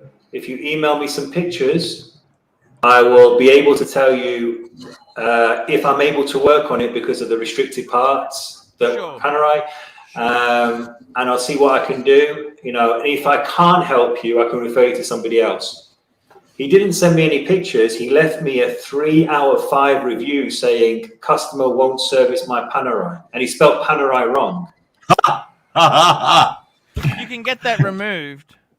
Yeah, and to be honest with you, I'm gonna try and remove it. But if I can't, then I'll just reply and say, I'm sorry, sir, but we don't have any record of you emailing us. We don't have any record of pictures. I gotta say, there are some people there who have ridiculous expectations on certain things, and I think that the thing you've got to realize is, let me just tell you a story. So I had my Patek, right, the world time. Now I got to be honest with you, the Patek. We were saying before that Patek streams their customer, or for Ferrari, they won't sell you a Ferrari. Let me just tell you the other side of that. You think they're pompous assholes, but hang on. With Patek's not for every customer, okay? Patek is it's kind of a purist watch. It's not for the nouveau riche. Okay, I'll give you an example. I went to the agent in Australia, the one of the dealers, and I said, I want to get a quote on servicing my world time. So my world time, it's 2000, 2004, whatever, 2000, I think 2000, hadn't been serviced. It was over 10 years. So I said, it needs a service. It needs a service. I went to the dealer. The dealer said to me, if you don't accept our quote, it's £500, Alex, if you don't accept our quote. For the estimate? Yes. Yeah. That's ridiculous. Rolex do it. Rolex okay, do it. No. Well, I said, okay, you know what? I flew to Hong Kong, and they will give me a quote in 20 minutes. No charge. Yep. Okay. The reason that dealer was charging me $900 was because he's got to send it insured. It's not as easy as you think. Okay. So I'm not blaming him. I sent it to Hong Kong. They serviced so I had to fly to Hong Kong, come back, then a couple months later, fly over again to pick it up. And I got the watch back, and then the rotor jammed. Rooted rotor. You told me, yeah. Okay, now I got to tell you something, right? Rooted rotor. I then took it to Singapore Service Centre. Okay, there's no point in Australia. We're a small country that there's not. There is an Australian service agent now. I have found, but I didn't know about him. I took it to Singapore. I said, look, I had it serviced in Hong Kong. It's now jammed. Can you have a look at it? They said, sir, we will service it again for you. Now, between you and me, you might say that's fair. I had to pay 4 airline tickets to take it there and back. But you know what? That's the cost of ownership. It's not like I can just take it to... They don't sell as many as Rolex. They have a very small market. if that is a pain in the ass, like they had a fault, they fixed it for free, don't buy a paddock. Paddock is not meant for somebody who is just so finicky, who doesn't understand, who expects rolls. Paddock was very good in the service, but I had to pay to fly there. Now, it doesn't matter. I didn't mind doing that. But what I'm trying to tell you enjoyed erotica a little bit too. Oh, exact. But what I'm trying to say is that's how paddock ownership is. If you are so tight and stingy and don't accept that, don't buy it. It's like buying a Bentley. Don't buy a Bentley or a Rolls Royce and expect Mercedes service. Mercedes is a mass-produced, mass-market car. Yeah. They got a certain service. You're not going to get the same on a Rolls Royce or a Ferrari, okay? No. You might have to wait for parts. You've got to be patient.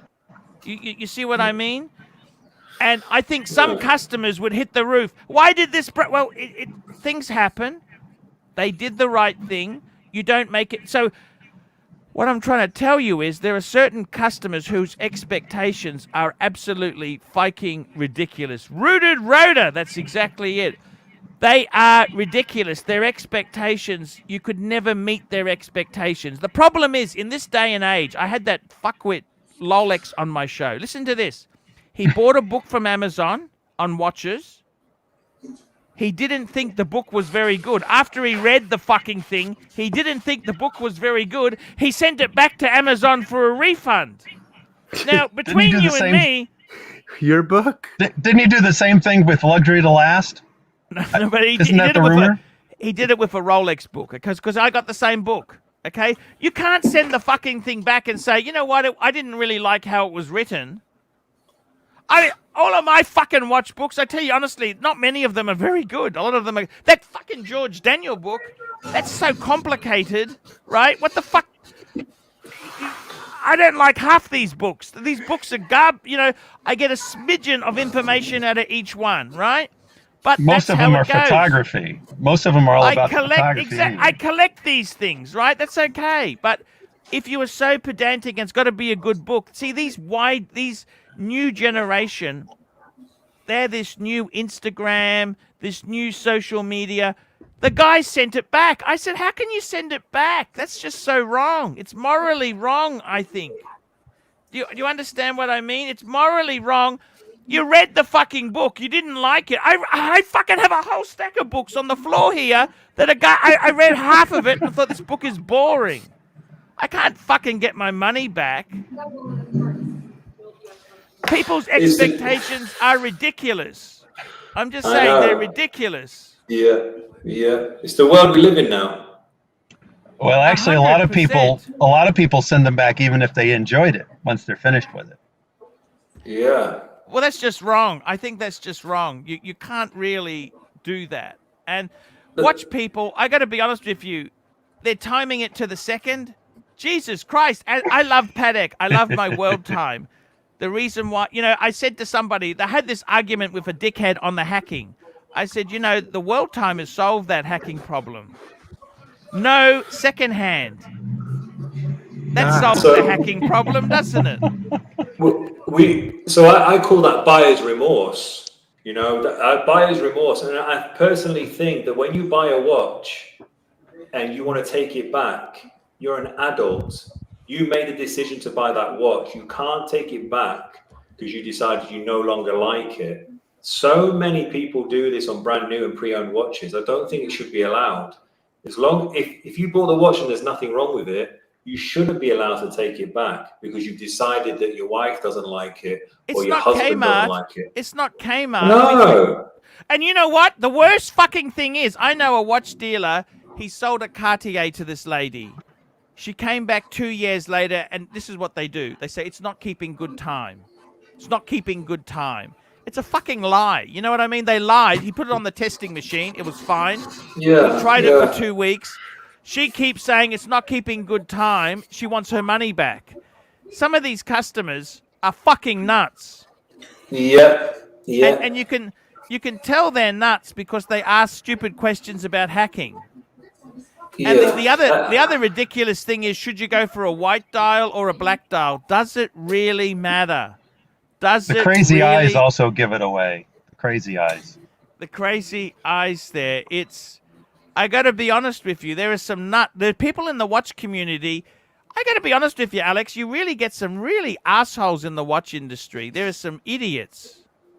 Yeah, you do. They're angry and shitty. And I got to be honest with you, Rich Buddy. I don't understand why you even brought up that ball. It's garbage. I've told you it's garbage. You won't admit you fucked it up yourself. You won't admit you fucked it up yourself. You won't have the balls. You're always going to blame someone else. You know what? Life ain't fucking fair. You fucked it up and it's fucked. It's fucked. Just like everything in your life is fucked. It's fucked. You fucked it up. How do you fuck up a he doesn't ball? accept it. It's always going to be... And you see how fucking angry and bitter he is? He's paddock. He's whinging about winding it. You know what? You got a lot to fucking whinge about, Rich Buddy. You got a massive chip on your shoulder. You're a typical watch asshole. Oh, man. You know, honestly, what the fuck is wrong with you? Welcome back, Rich Buddy. Yeah. You know, I mean, seriously, what do you say to these people, Alex? It's always someone else's fault. I like the way he then swears blue. I didn't change the time between this. It was definitely at the 6. Well, what the fuck does Alex care? Alex doesn't give a fuck about your piece of fucking garbage. He really doesn't give a fuck. Right? You were cheap, you bought garbage, and what do you fucking expect? Man, it wasn't cheap. It was $2,800. I tried to give you good advice. I said to you, get rid of it. Sell it. Put it on the Gumtree. Put it on the Craigslist. Get rid of it. No, no, no. For God's sake, it's garbage. Okay, you bought garbage. What do you expect? At least the Green Boy. Don't tell me you have a ball, Green Boy. Don't tell me you have a ball. At least admit you fucked it up. Don't you have any shitters, Doc? Me? Yeah. I've got watches that are, some would call them shitters, because I've got things like a Pierre Vaillet that has a Daytona, 4-digit Daytona prototype dial on it. So that's part of the reason I fell in love with it. You know what really pisses me off, Alex, is I sold a watch. I don't sell watches anymore because I lose my temper at people. But I sold this guy. He was a friend of mine. I sold him a nipple dial, 2-tone, black dial sub. Ooh, and he said lovely to me, he wants to get it loomed. And I said, please, it's a fucking vintage watch. It doesn't have loom. No, no. It's a nipple dial, for fuck's sakes. They never had loom. Not much. He promised me he was going to keep it forever. He just wanted it to have loom because it's his daily and he loves this watch and it's so special. So I told him he's fucking nuts to do it. He wouldn't listen. Then he goes and gets it loomed. Guess what? 6 months later, actually, you know what? It doesn't really fit my collection well now. I said, you fucking butchered it. You've massacred it. And now you've fucked it up. You know what I mean? These people, they don't realize what they've done. And I really find it, people say, look, they want to change bits. You know, they franken stuff and that. These people end up losing bits. They lose bits. And as Alex said there, you start popping these bezels out, bezel inserts in and out, they fucking break. They're not meant to be in and out like a fucking prostitute. These are fucking delicate things. They can only go in and out so many times before the fucking retaining ring is fucked. I mean, how do you explain this to dickheads, Alex? Tell me that. Look, you know, I think there's some people that just wish to find problems on anything just to justify their misery and existence. I mean, I had a gentleman that actually put a £10 note under his bezel just to check. Oh my God. Yeah. Yeah. I mean, I've had all sorts. I've had all sorts. He put £10 note under what?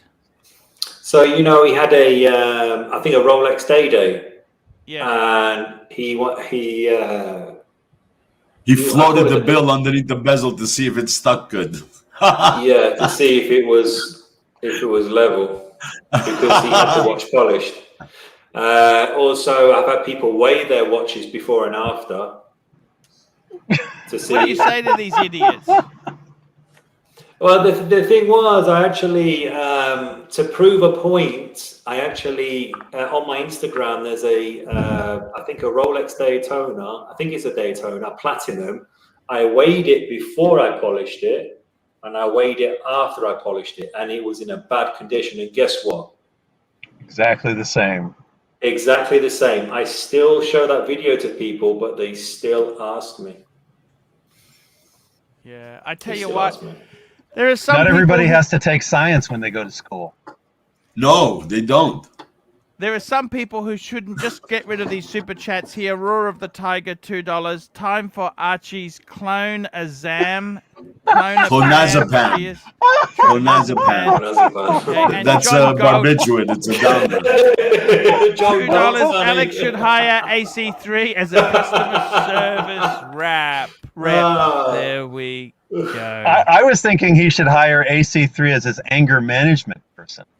Oh, there you go. Yeah. Anger management coach. Exactly. There are just some people just shouldn't have luxury watches. Some people should just go buy one of those Walmart $5.99 watches, no brand. Wear it. When it dies, throw it out. Buy another one. Don't even change the battery. Can you imagine having a retail watch business? How many dickheads come in? You don't want to know how many I've met in the 40 years of my life. Why are Rolex prices more expensive secondhand than new? You're ripping me off. I could go I know, to Rolex. you're right. Oh my God. You know what? Yeah. Just go and fuck off. Go to the AD. You know, prepay your watch, wait 5 years, and when you don't get it, they won't take your money. They won't take your prepaid. Not anymore. Only the Patek dealers took my 50 grand. So you say this to people, and they are just they don't believe you. They say, why are you ripping me off? I had one person wrote to me. He said to me, why is it that watches at Vintage Watch Co. are more expensive than new? I said, do you understand the supply problems? No, I guess not. They don't understand this. You know, they're just so rookie. And these are the same people who will take things always in the water. They always run it to the max, you know. But Archie, all you had to do is ask, well, why would you pay vintage more than new? Exactly. Why don't you just go buy it new? Because you know why you're here. Because you went to 30 dealers, called another 20, and they said, sorry. I don't know what it is about Americans. Americans seem to hate to pay more than retail. They say, I can't pay more than retail. Well, because you know what's called? It's supply and demand. People. It's supply and demand, you stupid fuck. And you know, one thing I found in this world now is so many people, we are in a very special time in history. We've never had so many wealthy people. That's right. And they don't like the fact that they don't get their asses licked. I think that's what's wrong with Rich Buddy. He just doesn't feel loved and warm enough. You're just mad because all the good watches, all the supply comes here to the United States. That's why. The thing is, you know, these people, they think they should get the service like flying in the 1950s. That's what they think service should be like, you know? And the reality is, it's these are different times. Okay, guys, wrap this baby up. See you tomorrow. No hard feelings. And we will see you tomorrow.